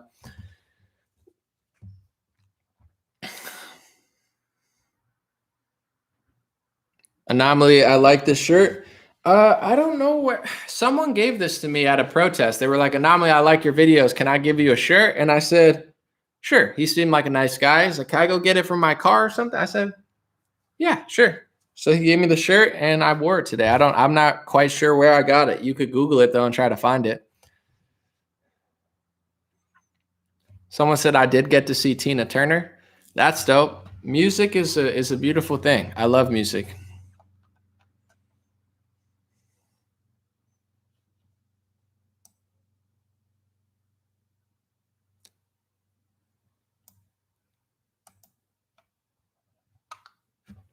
Someone said Cardi could spit really well. She's got a great flow, a great voice. I don't think she writes her own songs, but whoever writes her songs lyrically, they know what they're doing. She definitely could spit, but I'm guessing she probably doesn't write her lyrics who cares? She doesn't care.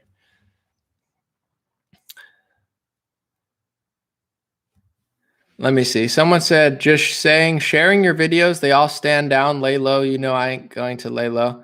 Not sure what you meant, but appreciate you sharing the videos. God bless. What is a gulag? A gulag is like a communist concentration camp, I believe. That's probably the closest definition I could find. Do I ever visit Morgantown? Not in a while. I lived in Morgantown, West Virginia, but I haven't visited in years. I would love to go to like a West Virginia University game sometime, but I haven't gone in 7 years, 6 years. But I lived there for a couple of years. Shout out Morgantown. I still watch the football games sometimes and root for them. They blow it every year though, but it's okay. I was just watching them. They blew another game. I'm like, all they do is just blow it, but it's okay. We still love them. Country Roads. I still sing Country Roads at what's it called? Karaoke. That's one of my Take Me Home to. I don't want to bore you with my terrible voice, but you get it. Make more bangers, Anomaly. I got a lot cooking. I got a song coming out Friday. It's called Fundemic. So we made a song. It's a reggae song. I rap. I'm not the reggae artist, but it's super fun. I swear it's one of my best songs ever. And we named it Fundemic to try to let people know it's time to have fun. We've had enough fear. It's time to vibe out. So that's coming out next Friday. And I have a lot of other stuff coming on. Am I writing a book? Yeah, it's just I got so much going on that I got to get back in that zone, maybe tonight. But I am writing a book. Yeah, it's going to be dope. Someone said, oh, a lot of people want to hear, but some people say no. I do a lot of things. I wear a lot of hats. I don't want to play the song, but it is very vibey. It's going to be probably my best song I've done yet, I think. So we'll tell you. Thank you, Alaska. Someone said we love you in Alaska. God bless you. Thank you. I love Alaska. Where's my Alaska mug? I rep Alaska all the time. Would I consider going to a different country? At some point, but I love America. I'm a full-blooded American. So if things got so crazy where it's like I had to go, maybe, but I'm giving it my all in the United States of America. Please play the song. I can't play it because it's coming out Friday. Next Friday, it's coming out. It'll be everywhere. So it's good. A lot of things have happened too, where like a lot of people that I like that are musicians stuff are reaching out to me. So I'm going to get back in that zone too. Cause I haven't been doing a lot of music because I love live streams. I love videos and I'm not going to stop. It's just, the music process, sometimes it could be a little tedious and like you do this, but it's got to flow and it's starting to flow again. I got my setup. So I'm going to start doing different things. I can't play it. Sorry. Someone said I left Portland to go to Texas. Sounds like a strong play. I look like a reggae artist. I don't know about that, but can't wait. Real Venice Beach Dub Club in on the song. Yeah, exactly. Anomaly Venice Beach Dub Club. Anomaly, why is Biden using fake sets? It's a really good question. Why is Biden using fake sets? I don't know. It is very strange, right? I feel like Donald Trump didn't use that many fake sets. I feel like I'm not going to say he's not the real president. Like technically he's the president, but I'm just saying like he's a fake guy. It's a fake agenda. It's a fake set. It's like, are they trying to just be as fake as possible and see what they can get away with? I don't understand. You got the White House and you're doing a fake set and doing a vaccine with a fake set. Why are they doing that? That's a great question. I don't know. And I just feel like it fits with their theme of just being fake. They're like, sometimes I think they just try to see what we can do. Once you scramble someone's brain, down is up is down, left is right is left, white this, that, and everyone's like, blah, blah, blah, and then like you think that you can just puppet somebody, you're like, walk there, little dummy, and the population, not that many people anymore. Don't get yourself twisted. But so I don't know. It's like I feel like they're just trolling the people that still pay attention. I don't get worked up about it because I like laugh when I see the fake set. I'm like, it's so fake. Like what next are they gonna do? Put them on a green screen or something? So I don't know. To whoever watches that, I feel like they're just trying to figure out how to screw, like, haha, like they put him on the moon.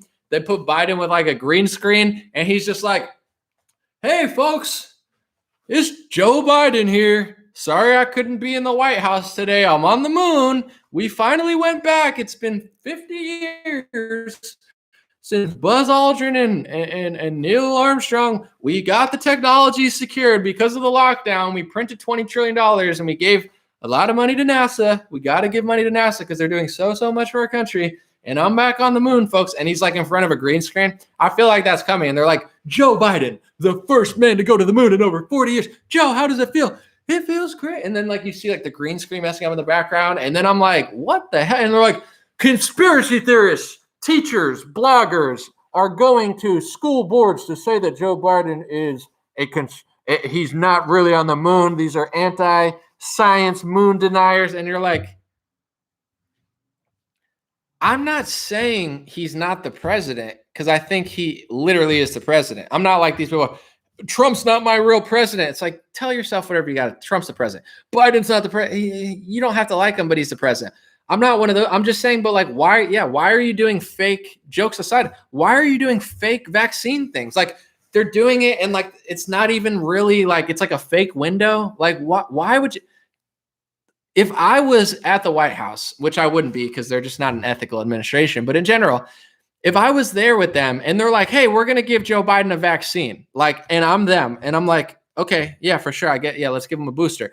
Let's do it in front of a fake set that looks like the real White House. Like, why? You guys are like why? I don't get it. Why? Either do it at the White House or do it in a hospital or do it in front of a school. I don't know. Do it like, why would you do a fake set? I don't understand. I don't understand that. I don't know why they're doing that. Maybe because they have so many like Hollywood type people, like the Democrats and the media and Hollywood, they're all linked. So maybe that's just like they're like, oh, do it like a Jimmy Kimmel set. We'll do it like Letterman. And it's like, why? Like, I don't know why they're doing it. It's very weird and it's very dumb. And I feel like it's a bad idea if you want people to get the vaccine, because you got to understand, everybody shared that, like Black pages, Republican pages, like, viral pages, like everybody was sharing that, even if they didn't hate Biden. And we're like, why is he in front of a set? Like that, PR wise, that's terrible press for Biden. And it's terrible press for the vaccine. It's so stupid. I laughed hysterically when I saw that, because I was like, what the, as Jesse Lee Peterson would say, what the, I'm like, why? Like, they're so dumb. And that's what people need to realize. Like, you don't want to look at these people and envy them and say, oh, they're so great. They're so happy. They're running the world. Like, these people are miserable. These people are idiots. They're incompetent. They're having the worst time. Like, I don't look at Jen Psaki. I'm like, oh, I want to be her. I would never do that. Anomaly will pay you $20 million a year to be the press secretary for Biden. I would rather move out of America than do that. I'd rather go freaking move to Sweden or something. So I don't look at these people and like, it doesn't hurt I hate that they're hurting people, but in general, like, it doesn't bother me. I'm like, imagine being the president and taking a booster vaccine in front of a fake set and then like dealing with millions of people asking you why. I can't even imagine being that person, or Jen Psaki. It's like, I would be miserable. So I feel bad for them. I feel bad for the people who they mess with worse, but it's like, man, that's got to be a cold, tough, miserable life. I don't know. I don't understand what they're doing at all. And I don't, I wish them help, seek help. Like, if you see someone doing drugs, you're just like, you should go get some help. Like, that's how I feel about Biden and like Jen Psaki. Like, listen, you got a lot of power, you got a lot of money, you're in this big position, but like, you could lie to the press, you could lie to the media, but like, like that's how I feel. Like, if I saw these people, it's like, listen, you know what you're doing, right? And they're like, it's got to be pretty tough. Yeah, it's like, it's not fun. It's all fake. It's all twisted. Like, liberalism is one of the most wicked things you could do. And here's why. I think Malcolm X said it best. That's why his video keeps going viral. He didn't like Republicans. He just said, I think liberals are the most deceitful. You know what I'm saying? They're the most deceitful creature in the entire Western Hemisphere. That's what Malcolm X said, who lived through integration and segregation. He didn't like liberals, because even if you have somebody who hates your ethnicity, there's two types of people. Someone who comes to you, they say the wolf or the fox, that says, hey, you're white. I hate white people. And you could have someone say, hey, you're white, Anomaly. I like them. Come with me. We'll go build a school together. And then they freaking just like drone strike your children. It's like, you would rather the person who openly hates you. So and I'm not saying all conservatives hate people. I'm just saying, like, the liberal is the most deceitful person, like Malcolm X said, in the world. It doesn't mean I like Republicans. It doesn't mean I like Mitch McConnell. It doesn't mean that I think Trump is perfect. I'm just saying there's nothing faker than a liberal. So imagine being Jen Psaki. It's all fake. The feminism, the activism, the policies, everything is bad. Everything they do is bad for Black people, bad for Mexicans, bad, like completely anti everything that they claim to stand for. Republicans are pretty dumb and pretty fake to some extent on the high levels, but on the low level, like, they have a decent agenda in their head. They just get tricked a lot.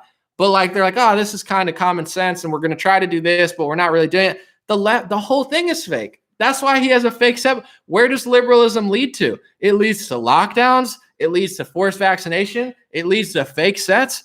And it leads to Joe Biden. It leads to a stuttering, mumbling, degenerate idiot who was always like a psycho, evil, wicked person when he was younger, and now is like a deteriorating buffoon that can't speak properly in his 70s.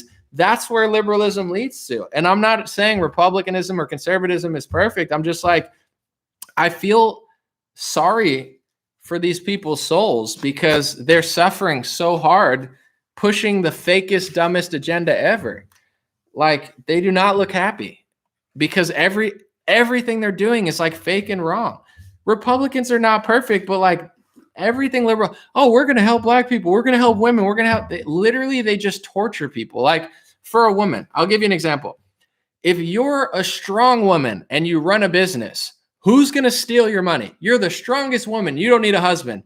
Who's going to take your money if you're successful? It's going to be Democrats who tax you more. It's going to be Democrat states that do more business tax. So if you're a successful, powerful, single woman who stays single her whole life, Democrats are going to steal more money from you. If you're not, maybe you're 40, you did this, you're not happy, whatever, you cut your hair, you're doing activism. That's not really fulfilling. They tell people, don't be a homemaker, don't be a wife, don't be this, don't be that. And some women really like that. So they're tricking both sides. The women who listen to them, they're running them off a cliff. And if they don't run them off a cliff and they actually succeed out of that dark place they're putting them, they steal their money. And then to the other side, they're just blaspheming millions of homemakers and stay-at-home moms who want to do that out of their own free will. So it's like they're the worst in every position. They do everything wrong. They hurt this side, they hurt that side. We're helping black people. How are you helping black people? What policies is Joe Biden doing that's so great for black America? Nothing. He's giving the whole country the treatment that they gave black America after the 60s and 70s, which is putting the entire country on welfare and incentivizing them to do less. In a smart country, you wouldn't leave someone out to dry, but you would incentivize them to do something, pay them to do work, give them incentive to do even the smallest thing.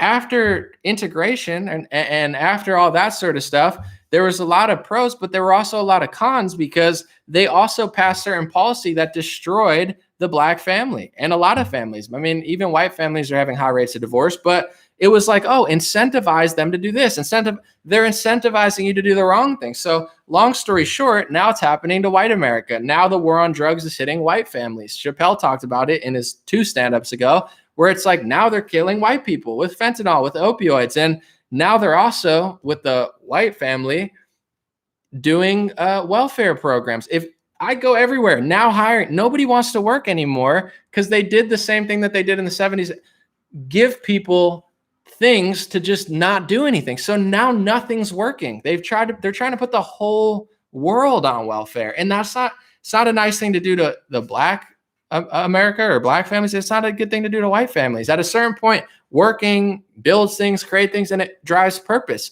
If everybody's just sitting around, you got cargo ships, you got this, it's not going to work. So I think everything they're doing is wrong to every community all the time. And I don't say that as I think the Republicans are perfect. Like, I'm trying to think of like what Democrats are doing out of anything that makes any sense. Like, if I was a terrible person and I was like, how do I destroy every ethnic group? How do I destroy the country? How do I destroy the economy? How do I destroy the world?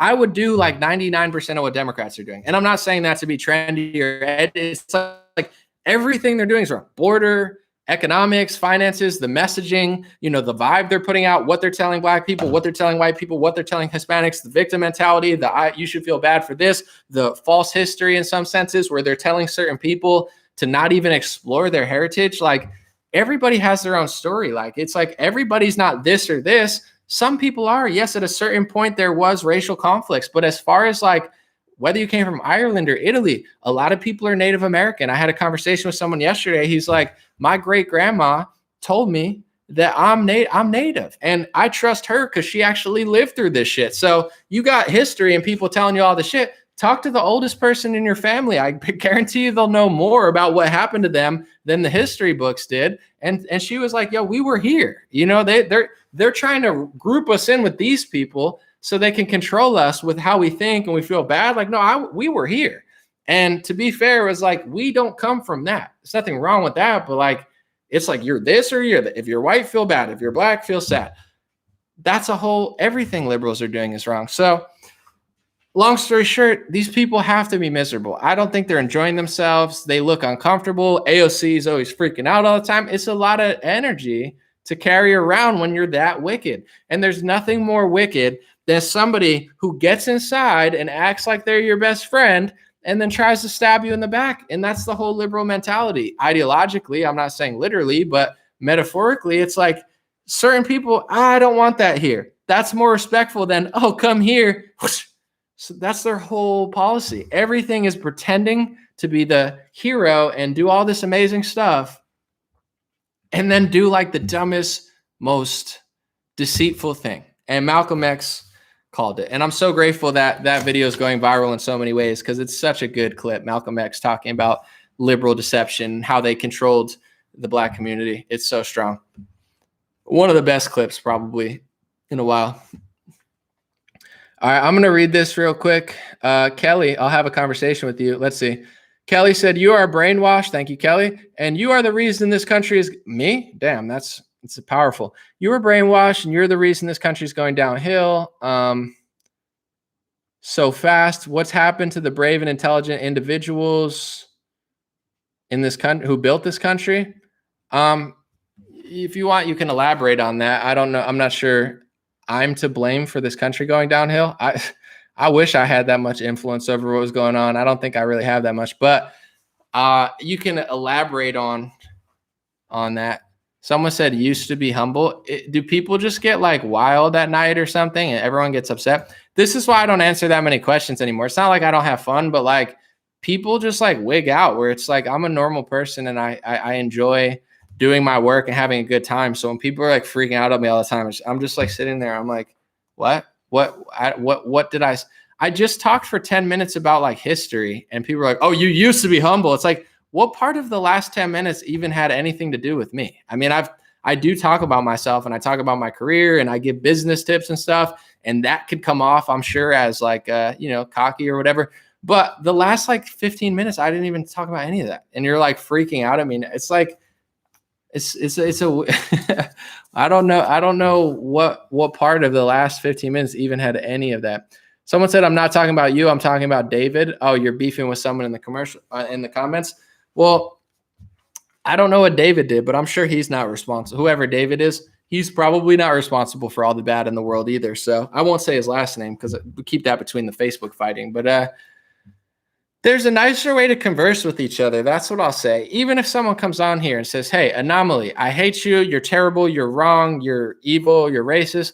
I still don't want you to be negative to them. Ask them why. What are you mad at? Like, don't even get mad at them. Be like, what part of what I said are you upset about? And let's talk about it. So even if someone's mean to me, I don't want you to be mean to them because I don't care. At least they're listening. But in general, people can learn something and also I can learn something. So it's not a big deal. I know people that are my friends now, they said, dude, I hated what you were saying about Trump. When you were talking about him selling the jab in March and April last year, I hated what you were saying. And he's like, but you were kind of right. And now I agree with you. So it's like, it is what it is. Like people hate the number one hate I got was when I told people in March, I'm like, yo, Trump doesn't have this magic plan to save you. You got to save yourself.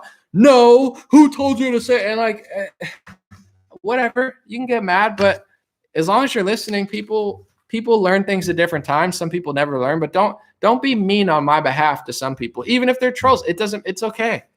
It's okay. I'll live, you'll live, it'll be fine. Someone said these people are smoking rocks, said Maurice Pritchard.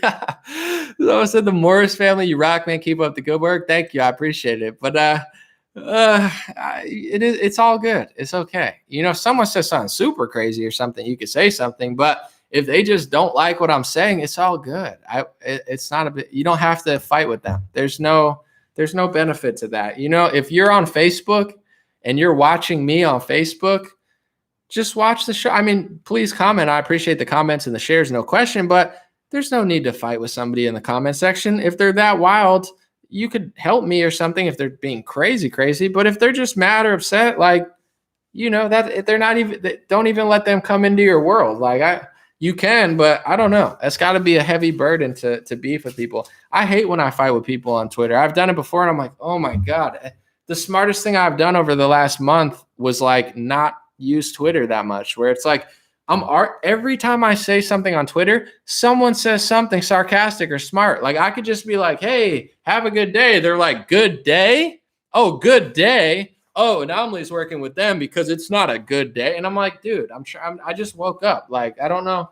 So I stopped fighting with people because it's like, what? Everyone's got something to say. I talked about the Communist Manifesto. Someone said, Anomaly, the communism isn't a monopoly on banking. It's this. And I'm like, bro, it says it in the book. So then I'm like screenshotting. It's like, it literally says an exclusive monopoly straight out of the Communist Manifesto. I don't make shit up, bro. I got my receipts. So the thing is this, like, someone said, oh, you're used to be humble.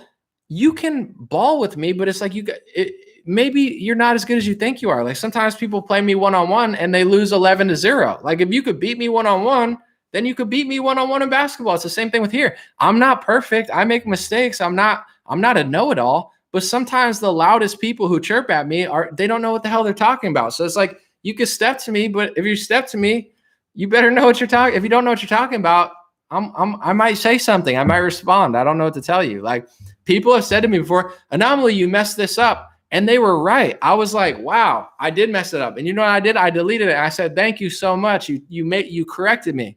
But 90% of the time, the people that want to correct me, it's like they want to be J.R.R. Tolkien or something. They're like, Anomaly, you're off the dopamine. You're drowning in your coffee. You're drowning. It's like, bro, I get it. You want to be an author. You're drowning in your coffee like the 7 seas when Christopher Columbus sailed to meet the Hobbit.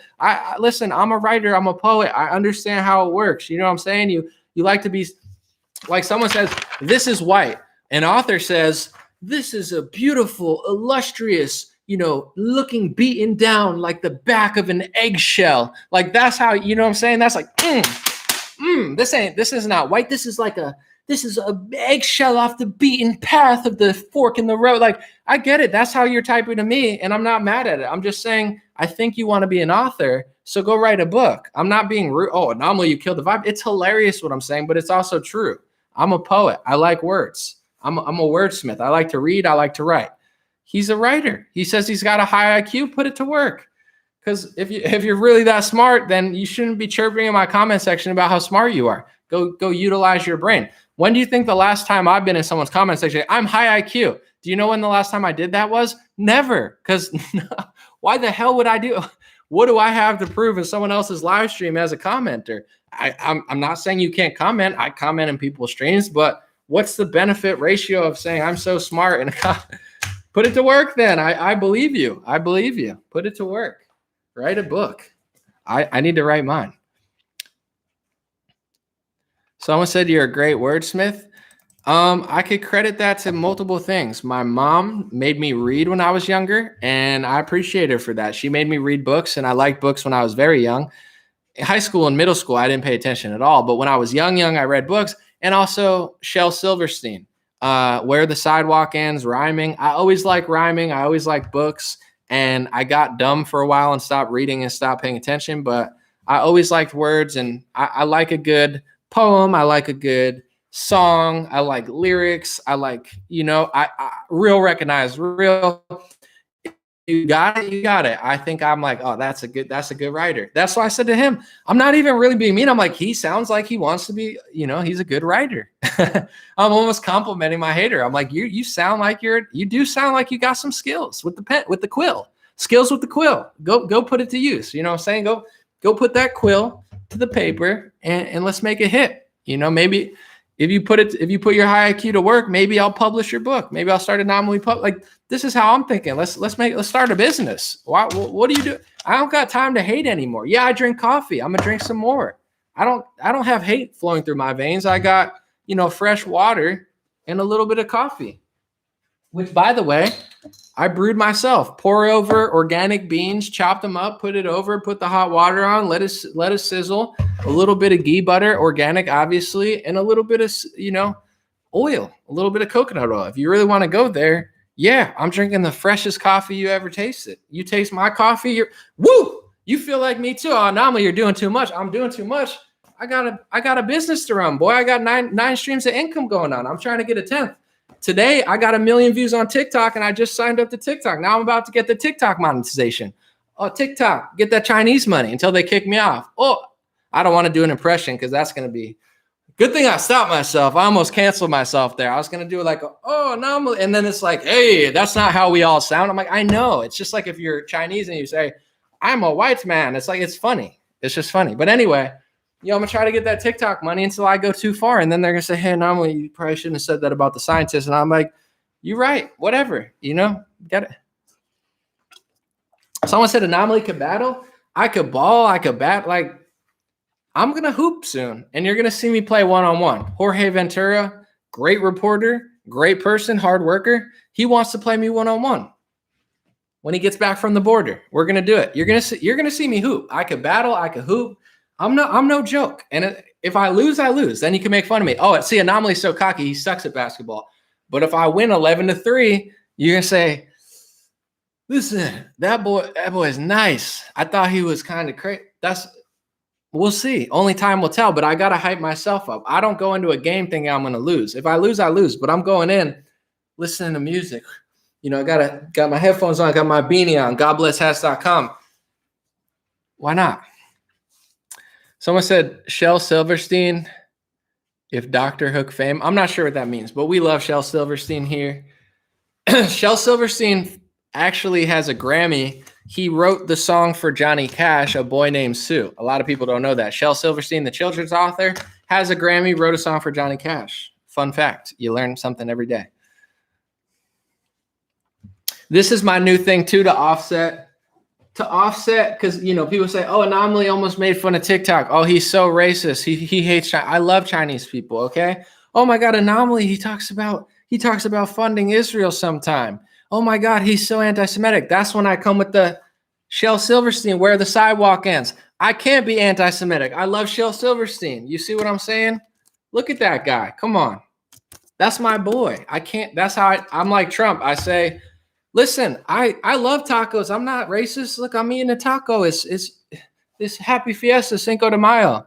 I do the Trump style. That's how I do it. It's like, I don't hate Asians. I love Asians. I sell my apartments to them. That's my kind of thing. I'm not anti-Semitic. I love Shel Silverstein, because that's how you know. And you're like, oh, okay. That was the funniest thing when they were like, Trump was like, I don't hate Chinese people. He's like, I sell apartments to them. I love Mexicans. Come on. Oh, he's just eating like a taco or something, or like the little like taco shell salad. I just thought that was the funniest thing. But to me, that's better than apologizing. Like, obviously, it's not the most authentic thing. That's why I'm just joking. But it's funnier to do that than apologize. I'll apologize if I really do something. Like, for instance, if I tried to force vaccinate Israel like Israel's doing to itself, then I would apologize and say, I'm sorry, that was super anti-Semitic. But because what they're doing is completely wicked to their own people. But anyway, if I didn't do anything, I'm not apologizing. But if I really did something to a certain ethnic community, I'd be like, yeah, because I love people. I don't hate people. But if I didn't do anything, I'm not apologizing. Oh, you said something. It's like, yeah, I said something that was true that you don't want to hear.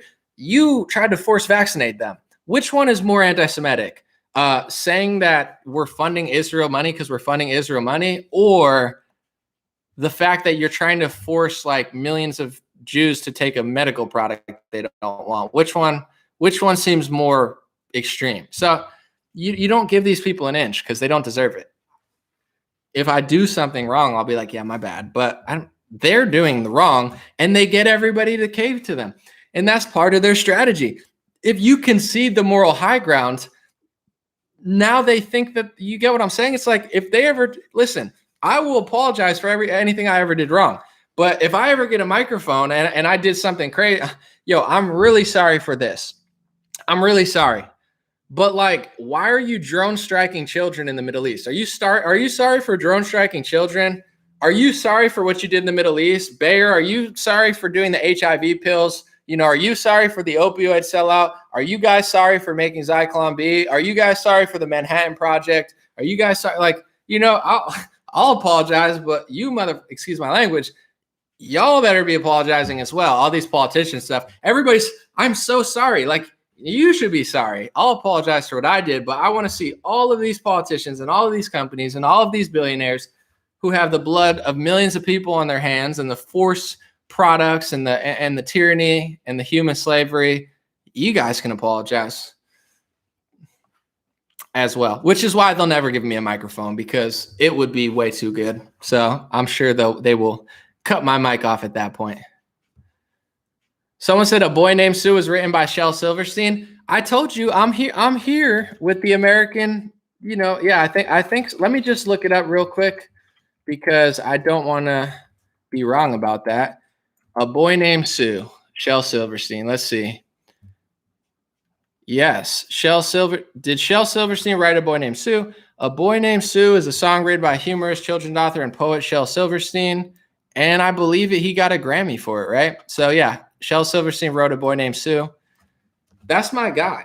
That's why I'm like, listen, I love these people.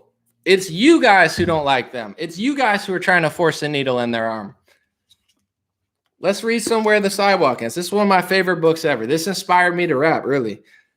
Magic eraser. She wouldn't believe this pencil has a magic eraser. She said I was a silly move. She said I was a liar too. She dared me to prove that it was true. And so what could I do? I erased her. And then he erased her. That's the Israelis right there, just trying to chill. And that's you trying to force vaccinate them. You're like, go get them needle. And they're like, nah, we just want to chill here and listen to Matisyahu and, eat some gefilte fish and, have some matzo ball soup. And that's you being like, no, you got to get it. And they're like, we don't want to get it. So who are the real anti-Semites here? It's you guys, you wicked deceivers who are trying to force products on people. I'm just out here trying to read Where the Sidewalk Ends. I don't understand who's really denying the climate here. It's them. Someone said, let's hear what you rap when you hear some Matisyahu. I do Matisyahu at karaoke sometimes. I'm very good with that song, The King Without a Crown. But if you like Matisyahu, check out his beatboxing. Beatbox Matisyahu. He's a really great beatboxer, and he's very good live.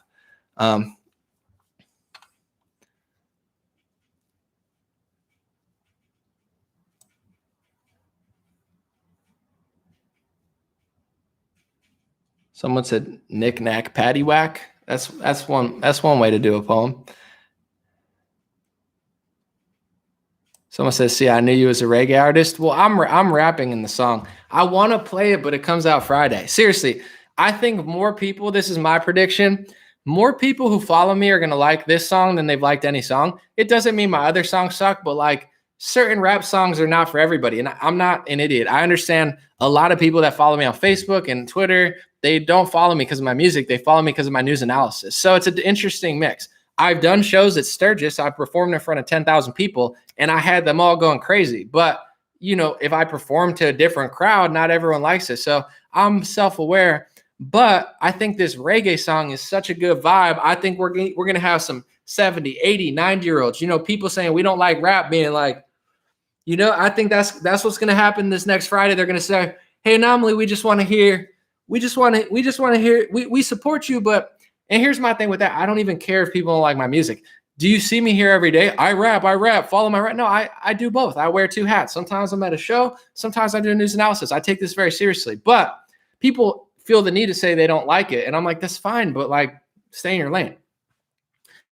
But I feel like this one, people are going to be like, yo, that song's trash. Yo, I don't like reggae. And they're going to be like that horn's sick though. Okay. Okay. And by the end of it, they're going to be like, I've never felt this before. And I'm like, that's what happens when you get off the comments and you start vibing. You don't have to dance like that because that's kind of stupid, but you get what I'm saying.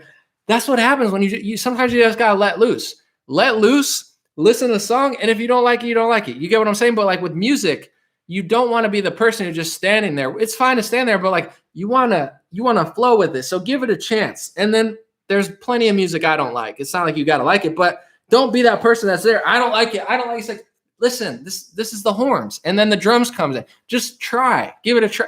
And that's when you see that person, they sit and they say, you know, and you're like, that's it. That's it. You know, some people need a drink or something to get into the vibe. And the next thing you know, they're like, you get what I'm saying? And I caught that because that's, you know, like I said, anybody one-on-one is going to lose in basketball, but just try it. Just, you know, just try. And it's like an appetizer. Just take a bite. If you don't like it, just throw it in the trash. I want to play the song, but I can't do it. I got to wait. Anomaly, are you Asian? I'm not Asian, but I for some reason I appreciate you thinking I am. That's the one race I've never gotten. Everybody thinks I'm everything because I'm kind of mysterious, and I like it because no matter which neighborhood I'm in, people usually think I'm them, except for Asians and Black, where I feel like I'm clearly not Black and I'm clearly not Asian. So those are the two I've never got. People haven't been like, oh, yo, are you Asian? And I'm like, no, but I've gotten everything else, Armenian, Spanish, whatever. So I'm Italian. My one grandfather's from Italy. Okay. My one grandfather's from Poland. So I'm Polish, Italian. My one grandma, I believe, was from Czechoslovakia before Czech Republic and Slovakia were mixed. So I believe I am Italian, Polish, Czechoslovakian, and Puerto Rican. My grandma lived in Puerto Rico, but from my great aunt, she told us that because Puerto Rico has Black, white, Hispanic, everything's mixed. But my family from Puerto Rico apparently came from Italy. So I'm mixed between Italian, Puerto Rican, Polish, Czechoslovakian. Those are all my mix. So people usually say, are you Armenian? Are you Spanish? Are you Mexican? People never know what I am. I've never gotten Asian though, but I like that. Now someone just has to tell me, oh, Anami, are you Black? And I'll be like, no, but I'm like, I guess because like when I go in the sun, I start tanning, and like Kamala Harris now, you know, Black, and people just say whatever. They have like these colors, and like Kamala Harris, like I'm Black, and it's like for sure, like I get it. You got the history, Jamaican, whatever, but you know that's why I have that one line. I look at my skin, I look at her skin. I'm like, I said my one line. I said tanning on a cruise to Panama till my skin darker than Kamala. Keep it too real for the camera, but. You know, so I'm like, I guess if Sean King can be Black, then I could be Black too. So I'm trying to hit every race. Just this way I feel in tune with the world and nobody wants to hate on me. But I guess when you don't care, it doesn't really matter. I don't know the last time somebody's called me a name. I don't hang out with liberals. I don't hang out with 50-year-old cat ladies who live in a San Francisco apartment. So I have no idea what they think. So I try to be respectful, obviously, but I don't really think what they're thinking because I'm like, I would hate to think like them. So I don't worry about that. I already know my videos are going more viral on pages of like different ethnicities. So who cares what, like, you know, Jennifer Johnstone from Huffington Post, like who's listening to her? Like, oh yeah, she's really popping in the hood. Bro, do you read? Like no one cares. That's when you don't care about what they say, you have like a superpower. Like people are like, oh my God, they're going to call me racist. Like, who's listening to them? You get what I'm saying? It's like my music and my videos have been seen by more Black people around the world probably than like Huffington Post. You think Black people are tapped into Huffington Post all the time? Like nobody's reading that shit. Not in nice Black communities and not in inner cities and hoods. Like no one's reading the Huffington Post. They're not like, oh yeah, did you read that new article? You know, they said Rudolph was racist and I'm really feeling that. No one's listening. Like no one cares about that. That's not a thing that like the only people from every ethnicity that care about that live in San Francisco or go to like New York University. You know, like every race goes there to just be annoying. They're like, oh, that really makes sense to me. Like it doesn't make sense to anyone else. Nobody in Nigeria is reading that shit. Like people come out. Anomaly, if you come out to Nigeria, you stay with my family. We love you out here. Like I could go to any Black country in the world and have supporters there. I don't care what Donna Romaine says. She's like, I changed my last name to Romaine because I love lettuce. Cool. You love lettuce and you change your name to Romaine and you know you're switching genders. That's dope. But like, shut your mouth about me. It's like I don't even think about what these people say or think. It's just like, but it is funny to make jokes because it's just funny that way. I got to see Chappelle's new stand-up. Apparently, it's pretty good and he doesn't apologize. It's like how these people annoy me. And I have an attitude, and I'm not big enough. Like Chappelle is a megastar. It's smart for him to just ignore everybody. I'm not that big. I'm big to the point where like people know my stuff, but I'm not like nearly as big as Dave Chappelle. So I talk too much. So it's like, if you write about Dave Chappelle, he doesn't care. If you write about me, I'm going to freaking answer, because I don't have that many articles about me. So if you're trying to smear my name, I'm going to respond. So, shut your mouth when Dave Chappelle will stand up. He'll respond in a stand-up, because he's so big. He got 1,000 articles written about him. So he's only going to say it one time in a stand-up. I only have a few articles. So if you try to smear my name, I'm making a video about it within 5 days, and you better know what the hell you're talking about, or else I'm going to make you look stupid. So it's like, I don't let these people slide. I'm not immune to criticism, but if Megan Molly wants to write, I'm a USA fact checker, I went to Harvard, and I fact check.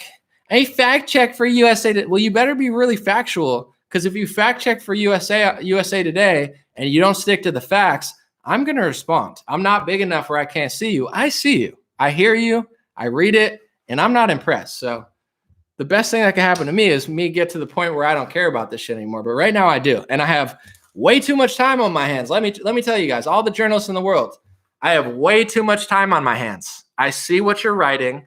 I see how you're smearing people, and I have a voice too. So hopefully one day I could just retire on an island somewhere and be like Chappelle and not think about it. But it's not that time right now. So understand. My name's Barbara Barkley. I work for Jezebel. And it's really bad out here. It's like, do you know what the word Jezebel means? Jezebel means like a wicked woman. What? Like, these people are telling you who they are. You're a wicked woman. That's what the word means. My name is Peter Piper. Very uncreative parents. I work with Vice. Then shut your mouth when you're talking to me, because Vice literally means like an immoral and wicked act. And what does Vice do? They promote human trafficking, literally on Snapchat. They're like, we're sitting with a human smuggler. You're sitting with a human trafficker. You're romanticizing human trafficking. Your name is Vice.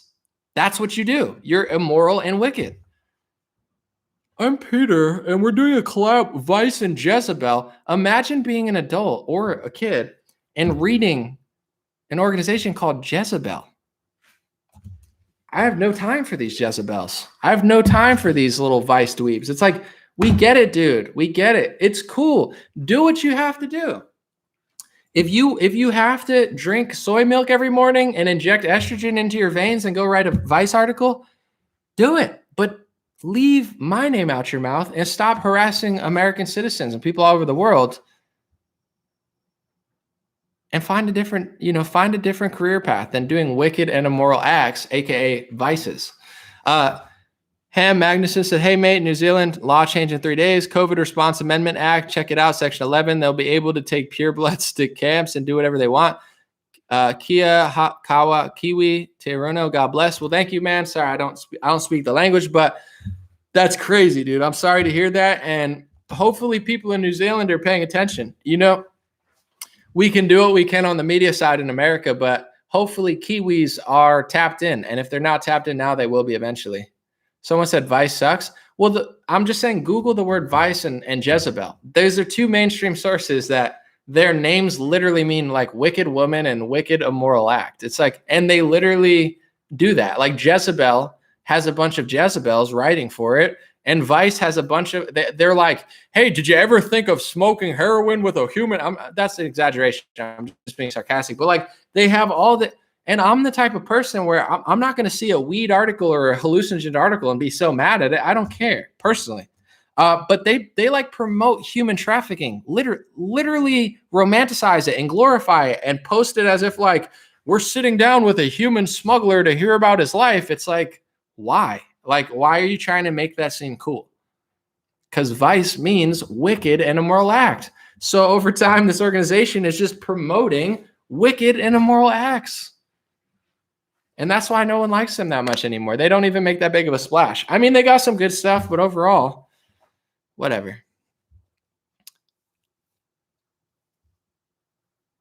All right. Well, how long did we stay? Let's see. 2 hours and 4 minutes. I said I was going to stay, and I did. And then next live streams, I won't do so long. Do I like Russell Brand? I know he used to be part of Hollywood, but I watch his YouTube. Yeah, I love Russell Brand. And here's what I want to tell you, because someone said he used to be part of the Hollywood Illuminati. Here's what I want to tell people. There are people who work together, but everybody that you see on like everybody's not like, there's good people. So don't say, oh, Russell Brand used to work in Hollywood, but just because you have a few movies or television shows and you do it doesn't mean you're in with everybody all the time. Like, it doesn't work like that. So I don't know what he did or something, but I think he's a genuine person. And I don't know that, I mean, I'm sure he did things that he regrets, but I don't know that he was ever that deep in it. Like, I lived in Los Angeles for 8 years. I'm blessed to know great people. So there's people who work in certain places that are awesome people. They're not at freaking dinner sacrificing people. I'm just saying, like, I don't like Russell dated people and stuff, but if you do anything great in this world, you're going to be connected to people, and you're going to figure out who's good and who's bad. So I'm not saying there aren't wicked people in Hollywood. Obviously there are, but, I don't know that Russell was ever like a full-blown part of it. He probably just, wined and dined with certain people. And I know this in general, like from doing what I'm doing, people that like what I'm doing reach out to me, and people that don't. So the world has this way of filtering people. And I think Russell has been filtered to like, he's a good guy. I don't know that he's ever done anything crazy like you think he's done. I think he was a drug addict or whatever. Like, he's definitely like had some issues in his life, but I think he's a pretty good guy for sure. Yeah, I wouldn't say everybody in the movies all the time are all working together and everybody's in on it. Like, it's not really how it works. And think about it like this, because I definitely know people that you've seen, and not like, I know I've talked to these people, not everybody. I'm not like connected like that, but think about your own family, right? People say, oh, I'll never get the vaccine. It's like, okay, well, did someone in your family get it? A lot of times, yes. Well, you're this way politically. Is everyone in your family this way politically? It's very rare. So even in your own personal circle with people that you don't agree on every policy. Everybody doesn't vote the same way. Everybody doesn't have the same medical history. Everyone doesn't work in the same area. And certainly everybody doesn't hang out with the same friends. So I think people try to say, well, if that person's doing it, then, and I'm not saying to like not be skeptical. There's some trash people in Hollywood. Trash, disgusting, sellout, puppet, wicked, obviously. But just because somebody worked in the entertainment industry it's not like in 100% you have to do it. But for sure, at a certain point, there are certain people. That's what I think. Because you don't have to be like, you get a movie or two. Russell Brand wasn't like that big. He was big, but it's not like he was in every movie all the time. He had a few pretty big things. So I don't know. I try to give people the benefit of the doubt, but it's pretty clear who like the sneakiest of the sneaky are, And I think God forgives. So if anybody like Russell Brand had a huge drug problem, I think at a certain point, and now he seems like a great guy. You got to respect that and promote them and be like, thank you so much for turning your life around. Thank you so much for doing what's right. Someone said Alti and Childs. I've seen part of that and I fell asleep because it's 5 hours, but that is very interesting. That thing. I haven't fully watched it because I fell asleep, but I have seen the YouTube video. There's definitely some stuff going on, but I would say like, if you walk in God and you do the right thing. I lived in LA for 7 or 8 years, and I feel so great now because I feel like I walked through the belly of the beast. I struggled. I sat on the street corner working for $10 an hour. I'm standing next to gang members taking buses and trains to work and walk 15, 20 blocks. Like, I did that for a year and got through it. And then I somehow made my own career out of this. So I've seen how to operate in that world where it's like, it's really up to you. No one can force you to do anything. If you only surround yourself by good people, then that's what it is. There's millions of great people in Los Angeles. And then there's like millions of, not so desirable people. And there's definitely high level people that are trash, but It's like, I don't know. I know a lot of great people out there, and I just chose to never surround myself by those type of people.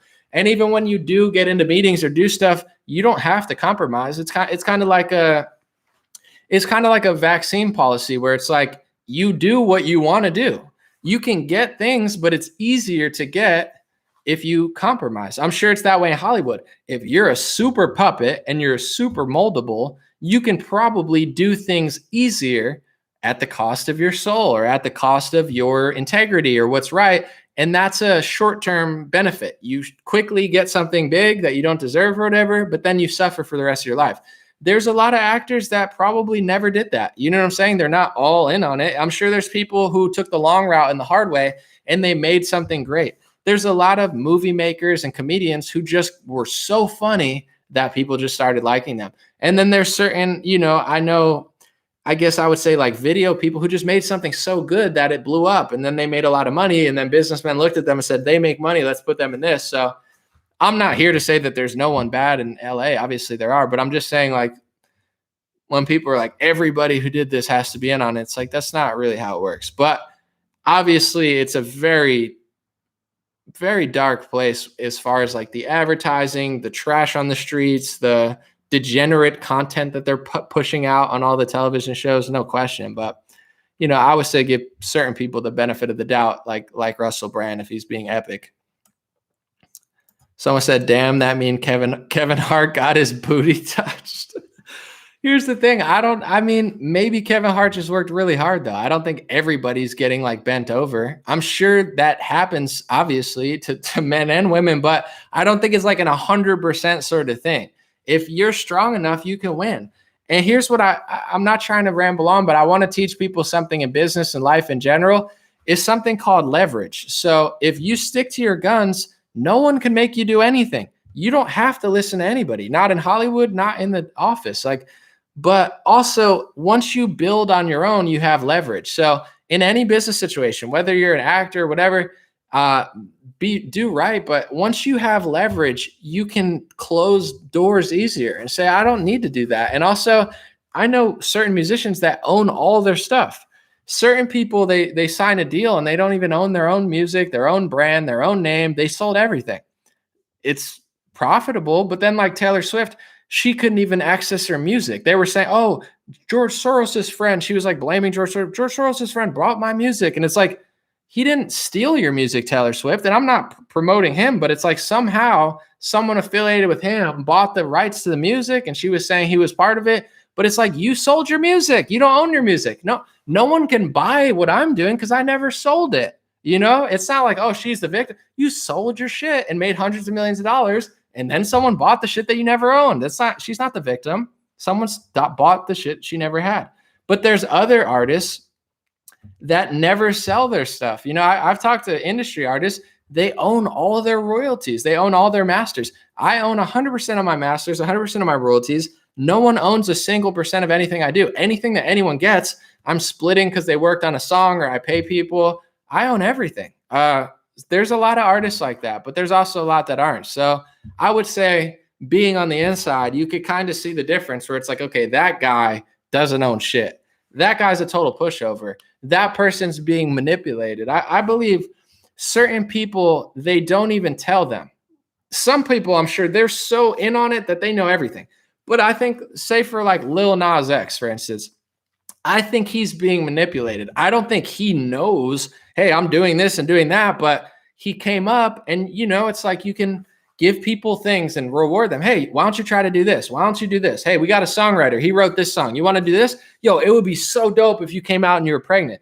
Maybe Lil Nas creates it all, but like, I believe there's a force where he's like, yeah, so what? I'm working with the devil. It's like, he doesn't understand maybe because he's so young, but like, he like kind of literally is, and he thinks it's funny and edgy, but it's like, if you're not in control of your spirit and what you're doing, you're going to align yourself literally with Satan. And I don't know that it's a thing where they tell him to, oh my God, you're doing this, and he knows everything that's going on in Hollywood. I just think he's a young, impressionable guy that is surrounded by people in a culture where it rewards that type of behavior. If you do this, Lil Nas X, we'll give you this. If you do this, we'll ruin your life. And I'll say this, I'm not going to get into specifics and stuff, but like what was his name? Andrew Bogut was saying from the Warriors.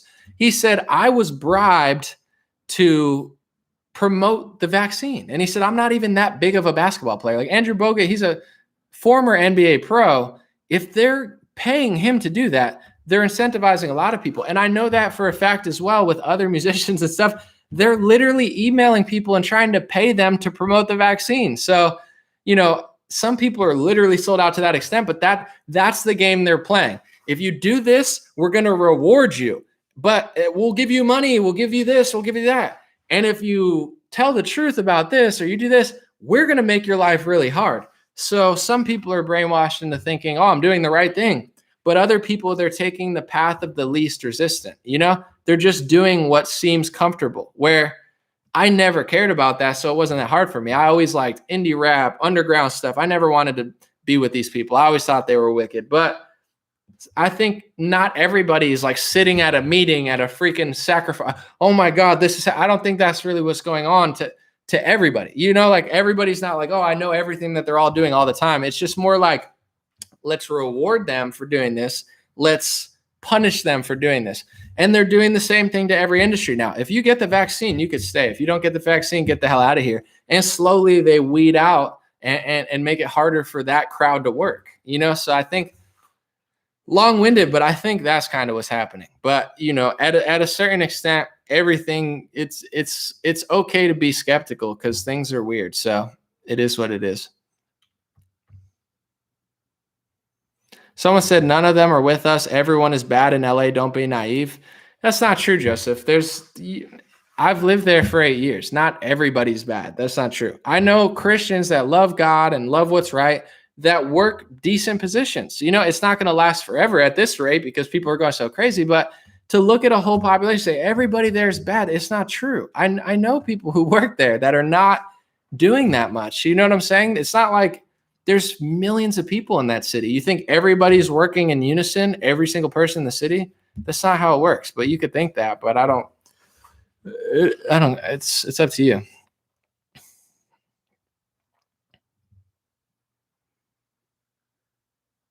I think doing something that's unpopular, it just takes a certain type of person. For instance, give you an example. What's his name? The guy who did Braveheart, Mel Gibson. Mel Gibson is very, frowned upon by a lot of Hollywood people, right? He's like, making the Rothschilds movie, making this, he said this. Oh my God, Mel Gibson's doing way too much against the establishment. Is he sold out? Or are they mad at him because he won't sell out? I think he just chose a path in his head and said, I'm going to do what I want to do and try to stop me. I have God on my side. I have what I want on my side. And he gets away with it because he's a strong man. And that's the world. People are so afraid to do everything. Everything's evil.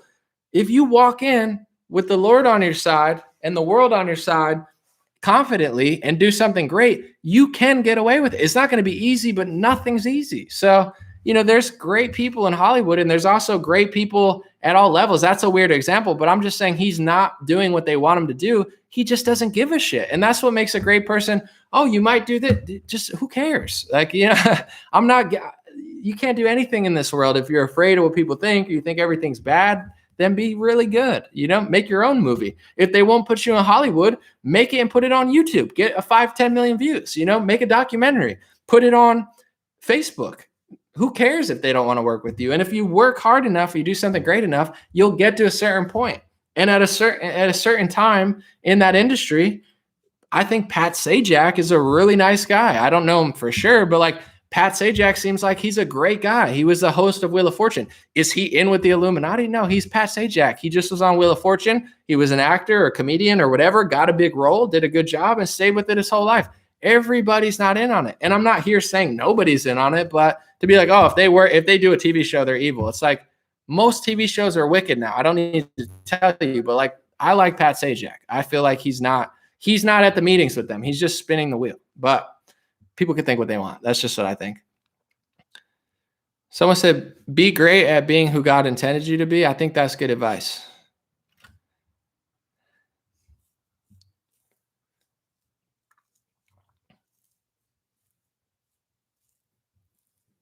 All right, let's end on a good vibe. Someone said celebrities are way overpaid. I agree. I think that world is like, for example, sorry, I don't want to be long-winded, but I got some energy for whatever reason. My world. Okay, I'm getting 600, 700, 8 million views, 800 million views. I don't have that many sponsors. My brand is worth millions of dollars, and I'm not bragging. I'm just saying I have a huge reach. People like me. People trust me. So I could sell a lot of stuff, but I don't sell things I don't believe in. And if you want to be honest, nobody's reaching out to me. No major corporation wants to work with me. Nobody wants to give me money. Nobody wants to give me opportunities. I'm not crying about it. I'm just saying I'm not what they want. So this is how I think a lot of Hollywood works and celebrities. If you're the puppet, she's going to go out and sing the song we want her to sing and wear the dress we want her to wear and push the message we want her to push about the world. Then you get the money. And now that you get the money, you get the big shows, and they do sponsors, and she's on television they're feeding the machine, you know, so they're pushing these people. So I don't complain, but it's like if I was a liar and I was wicked, they would probably be throwing a bunch of money into me and be like, oh my God, I can't get a single sponsor. And I don't care because I sell my own hats now. God is great, literally. But for how big my brand is, I could be making millions on advertisements. It's just no one wants to work with me. But I don't care. I'm just saying, like, that's how they work in Hollywood, is like, if you're the puppet, they give you the money. They give you the commercials. They get you to push their products, and then it's a win-win. They have a celebrity to push it, but also they're pumping more money into the machine of the people. Someone said, gosh, you're so ego. It's not an ego. You have to understand, when I'm talking about this, oh, I'm so great, I'm so special. No, I'm telling you from a business perspective. I worked 10 years in social media marketing. I've had jobs before where I worked at corporations and did certain things with big profiles, multi-million-dollar budgets. I've done that in marketing. So I'm telling you from a marketing perspective how much my brand is worth. Oh, I'm so great, I'm so important. I'm not that fucking important as a person. I'm just saying my brand and how much I'm reaching.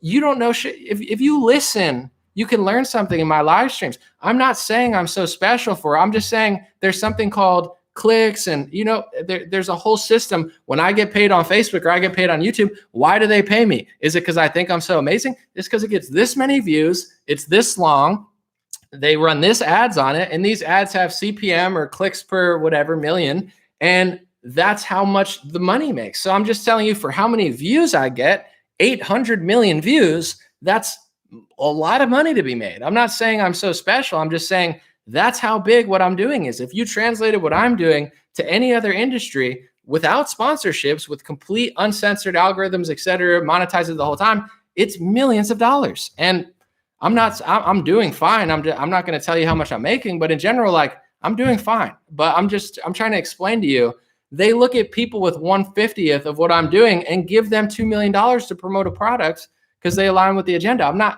I don't need it. I don't think I'm so great. I'm just trying to tell you, marketing wise, I've worked on multi-million-dollar businesses. I've worked at corporations where they had 7, 8 accounts that they were running with, you know, $2 million, $3 million budget. I know the clicks per million. How much does it cost to do this?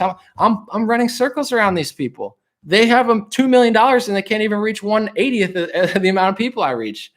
It's not my ego. I'm just telling you literally what's happening. D-Roy, bro, click the X button, bro. You can't handle the marketing conversation. If you need help with your brand, let me know, bro. I'll get it off the ground, but I'm trying to give you information.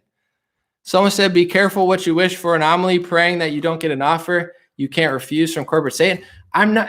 People are not listening. It's okay. I'm not going to leave on a bad note. You're not listening to me. I'm not saying I want something. I don't desire that. I'm just trying to explain to people how the industry works from a business perspective. I'm grateful that I sell my own hats made in the United States.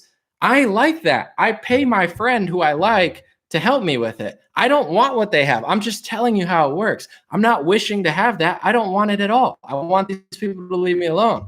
And in general, Anomaly, be afraid you can't. The corporate Satan's coming. You think I'm going to take a deal with these people? You can't buy me. I'm unbuyable. That's where my power comes from. It's not from my wealth or how special I think. I'm unbuyable. I don't care if you gave me $1 billion to do so. I'm not doing it. So you don't have to tell me, don't wish for a corporation to come. I'm not. You can't make me sell a product or do something I don't want to do. It's not happening. So People are not listening. Just listen to what I say. You could disagree with it, but it's like, oh my God, he wants that. No, I'm trying to explain to people just how stuff works. Maybe you don't want to hear this. Maybe you just want to hear the politics or the music or something, which is fine. But I like this. That's why I'm talking about it. I like business. I like marketing. I worked 10 years in social media marketing. Why do you think I'm getting so many views? Because I think I'm so special? No, because I listen and pay attention and learn and research, and I figured out how to do certain things. And there's a reason I do everything. And I'm trying to tell people for free what I'm doing so you could take a piece of it and do it for yourself and make yourself some money. It's not a brag, bro. I'm trying to help you. And if you don't want to listen, just click the X button. It's like I watch tutorials all the time. I could get my piano right here and play you a song. How do I play the song? Do I yell at the tutorial maker? No, you get what I'm saying? I listen and I learn how to do it because I want to hear what they have to say. And if they're not teaching it properly or they're not providing value, I click the X button. The only reason I know how to play the piano and I know how to play 15 songs, I'm not the best piano player in the world. I suck, but I listen and learn. So if you don't want to listen and learn or have a normal conversation, just click the X. There's a billion people on YouTube. You can go anywhere, but I can't relate, not because I think I'm so great. I don't understand why you spend so much time or energy here. And I'm trying to help you in the sense of like, the problem here isn't me because I'm standing in my apartment with my cell phone and my computer to over 1,000 people who want to listen and people who don't click the X. If you spend this energy complaining about what I'm doing, listening, not even just to me, if you don't like me, listen to someone else and learn something and apply it. The only reason I do anything is not because I'm so amazing and I think I'm so special. I learn and listen and research and apply what other people tell me to do.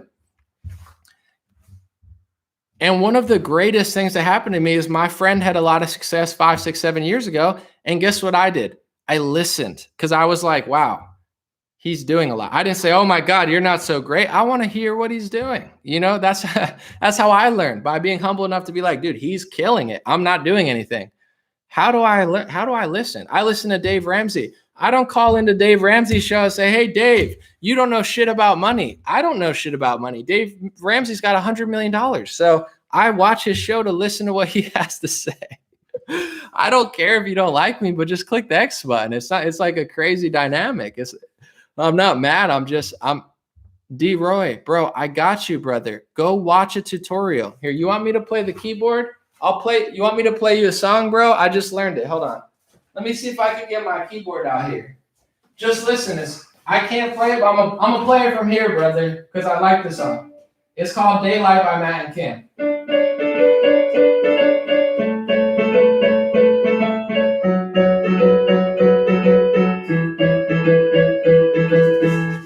It's just a sample, but when I'm not on a live stream, bro, I shut my mouth and I listen and learn from other people. And then I do dope shit and play songs and shit. So you should take your time and play a song. I'm about to buy a harmonica on Amazon and play Billy Joel Piano Man. I already know how to play it. You put a harmonica in front of my face right now, I could literally play Piano Man. It's epic. It's pretty awesome. Is it because I'm so great? Oh my God, I'm so cocky. No, I listen and I figured out how to play Piano Man and it's awesome. And I'm going to play it soon. So I'll play it live. So that's how you do anything, bro. Just do something. If you don't like me, go learn something that you do like and do that and never watch my channel again. I'm not begging you to be here, bro. Never watch it again. Go find something that you enjoy doing and do it. I'm not that good at the piano, but I'm good enough to play songs that I like. Maybe I'll have a whole session where I'll play Lean on Me. Someone said, sorry, I got salty. Brother, I can't play it live because it's in the corner. But listen, we're going to have fun together, D. Roy. Listen, this is a good one, especially for the family. Everybody likes the song, right?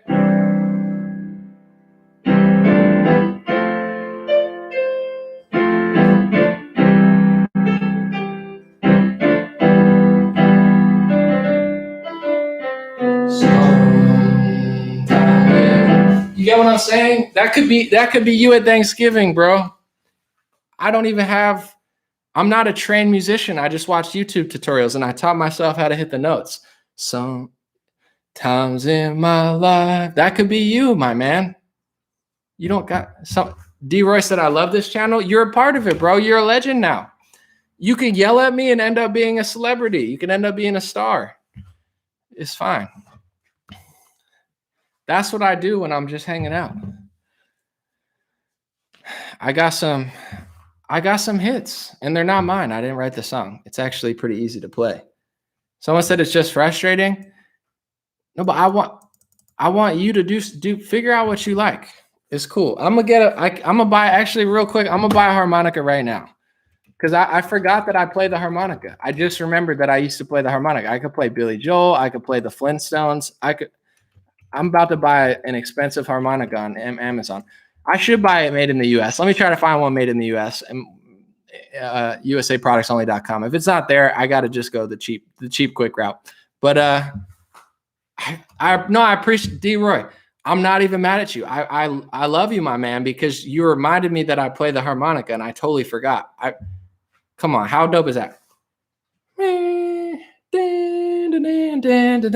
piano man. Oh, I can't wait to get the harmonica. I'm gonna come right out with it. I'm gonna just pop up and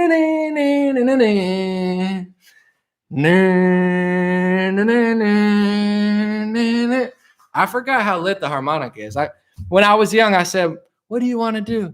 I want to play the harmonica. Give me a harmonica. It's only $10 from the store. Yeah, let's get one of those Bluebird harmonicas or whatever.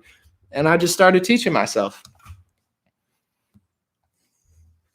Someone said when we drink, things sound different at first. It's all good. It's okay to be drunk on the live stream. We still appreciate you. Someone said the jab mandate came out for my company today. I've considered being homeless for my principals. I don't know exactly how to get by this. Any resources? Villa Music, dude. I'm sorry to hear that, my man. I think We Are the Patriot USA. Check them out. We Are the Patriots. I know Peggy Hall does a lot of stuff. Here's the thing, Villa, and then I do have to end. I'm getting a little heated out here, but I don't tell people what to do, right? I don't want anybody to be homeless. I don't want you to lose your job, your career.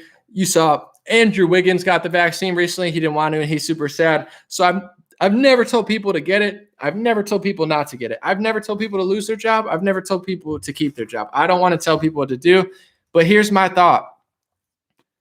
I wish you the best. It sucks that they're putting people in this position, but I don't know what you do. I don't know how much you make. I don't know what's available in your town, so I can't really help you on that. But this is the only thing that I'll say. And I'm not trying to but this is just the God's honest truth. I don't think they're going to stop here. So if it was an idea of I'm going to do this and then they're going to leave me alone for the rest of my life, that's a serious, or some people have families. I don't want the vaccine, but they consider it like war. They're like, I got to get it to feed my family. Listen, I respect everybody. If you got to feed your family, if you got to live in a house, and that the only possible way in the world is to do that, that's a decision that you're going to have to make, because I don't know how much you want it and don't want it and how, but I really don't think they're going to stop here. That's where I'm concerned, where it's like Andrew Wiggins says, I'm going to get it and I'm good. It's like, dude, you're going to have to get a booster shot soon. And then also now that goalpost move, God knows what they're going to do next. So I can't tell you what to do, but I would say check out We the Patriots. Check out Peggy Hall. I know she does a lot of work on that. You could reach out, but at the end of the day, they're firing people. They fired nurses, they fired firemen. I mean, it's evil what they're doing, but this is going to be a battle for the next year or so. Kyrie Irving's about to stand up. So, I would never want to see someone go homeless, but I feel like people are going to cave, and then they're going to move the football again. And then people are going to be like, oh my God, I just did this, and now I still can't do this. One of the main driving factors, this will not be reported, but I will say, besides, of course, there's people who want to get the vaccine. Okay. People who are getting bullied to get it because of work. One of the main reasons outside of those that people are getting the vaccine is they thought it would be easier if they got it just to go back to normal and stop having to wear a mask. How many people who got the vaccine for that reason do you think feel weird knowing that they still have to wear a mask? They're still being told to wear a mask, and now they're being told to get a third booster shot, which will probably eventually be mandated if this first one is. So, it's like, oh, people think they're doing this to get this. I wish that were the case, so I had an easy answer for you, but I feel like I have my line in the sand, but I also have my job, my income, my savings, so I don't want to make that decision. But wethepatriots.org, I know We the Patriots USA, if you search it, Peggy Hall, I hate to hear stories like that you're in this pickle. It just sucks. But I can't tell you what to do because I'm not in that position. We all take our own path. So I don't give advice. I don't tell people, but I think people are in for a rude awakening if they think that is going to equal a job. And I'll say this too, any job that makes you do something like that in order to keep your job, they don't give a shit about you. They don't like you. They don't care about you. They'll throw you to the curb in a second if just like they're willing to now. Oh, you don't listen to me? Get out of that's an abusive pattern.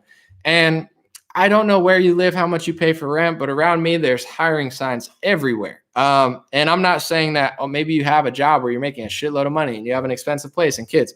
I don't know, but it's a tough situation for everybody. So I can't give too much advice. I just think people are going to get this thing and be like, dude, they're going to leave me alone. And then they're not going to leave people alone. And then everyone's going to be like, oh shit. And I really, truly believe that the only way for this to completely disappear is if enough people hold, but I also understand the other side where 2% of nurses hold their ground, 98% don't. They just cut out those 2%.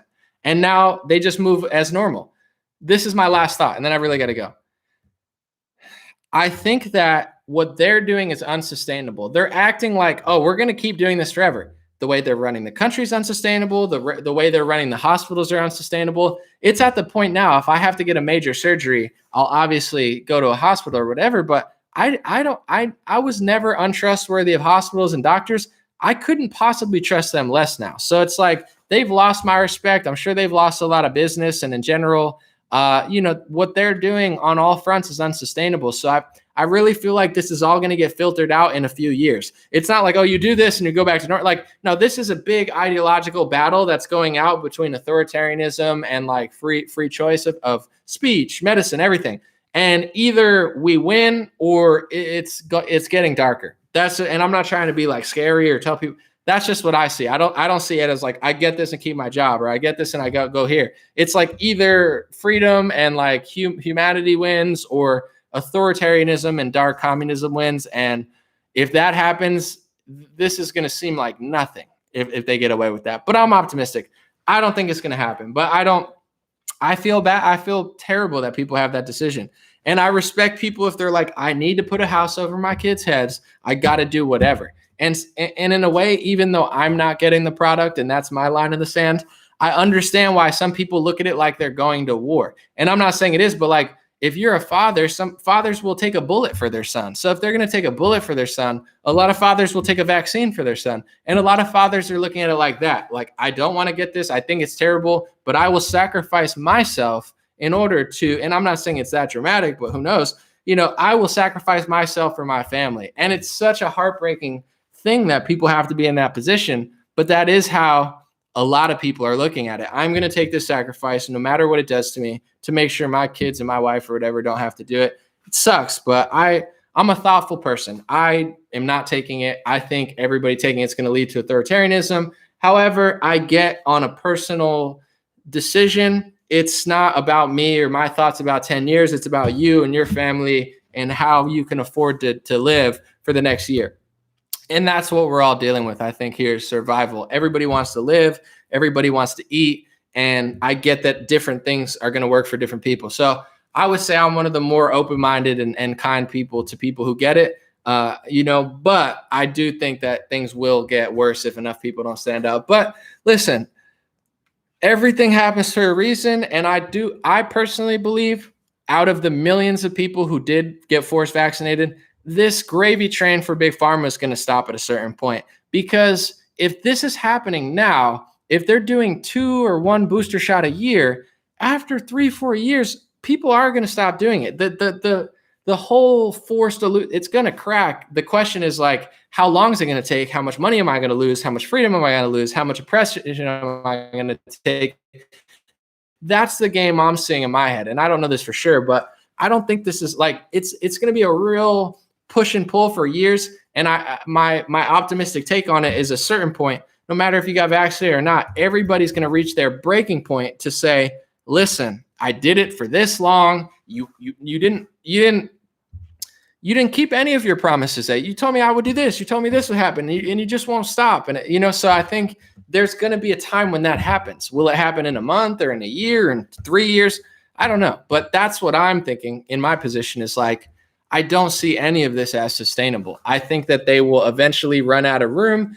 And with Sweden and other countries kind of doing their own thing, it's providing not just different data, but different health agencies saying, listen, we're taking this route. The more that happens, the more data you have, they're going to run out of room. They always do. It's not like big pharma has successfully gotten away with everything. Like in one way they do, in the sense of like, they just pay a fine for all of their mistakes and it's not a big deal. And people forget about World War II and, literally human history. But there's always a time when they had a big fine or they face a big thing.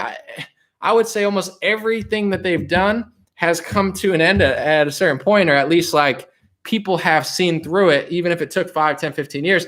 So that's kind of how I think about this. It's not like everyone's going to do this or everyone's going to do that. But to me, this is like a pharmacy commercial waiting to happen in 15 years where they tell you, remember when we said this and now it's this? It's like, yeah, I remember. They're like, well, you might, except they're immune from liability. So I'm not even saying it's that bad. I'm just saying it's not like this won't sort itself out. Whether it's the greatest thing to ever hit human civilization or they exaggerated about it, that will all reveal itself within a few years, like for sure. So I don't think that helped you at all, but that's just what I'm thinking. Like it's not going to last forever. They're dragging this out for as long as they possibly can. And they're already starting to like run out of room. Real quick. If they say New York lockdown again, is New York going to lock down? Not as many people as March. No way in hell. They left it open for too long. Is LA, let's lock down again. The big corporations might, but dude, most people are tired of this shit. Most people. So I don't live in LA, so no offense, I don't care.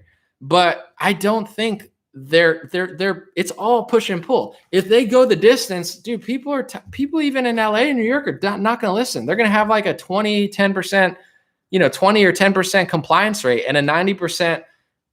I'm not trying to get racial, but just to be honest, like Black people in New York City are not listening to a lockdown again. Conservative business owners in New York City are not listening to a lockdown again.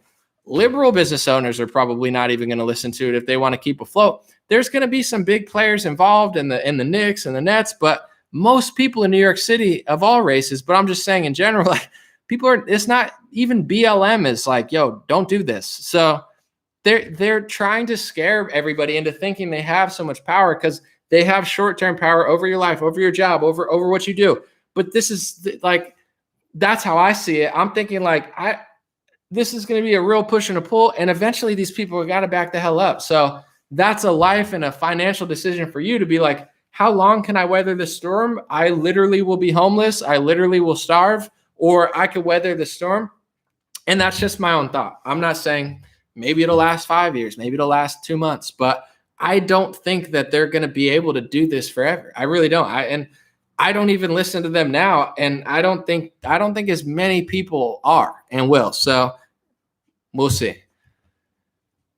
All right. Appreciate y'all, and God bless you, and God bless any family that is dealing with that. It's so sad. And it's so sad to just hear nurses, doctors, firefighters losing their job of 20 years, pilots. I mean, this is so disgraceful, and it's not sustainable, and they're going to back up. And I just feel bad for people who lose it, but hopefully a lot of people temporarily lose it. And in a year we can all laugh about this, because I just don't think it's sustainable, but it definitely breaks my heart to hear that. So I wish you the best and everybody the best. Good luck, whichever route you take. I'm sure you'll be fine, but definitely be strong. And, we'll all get through this. God bless you guys. Good night. And I appreciate you.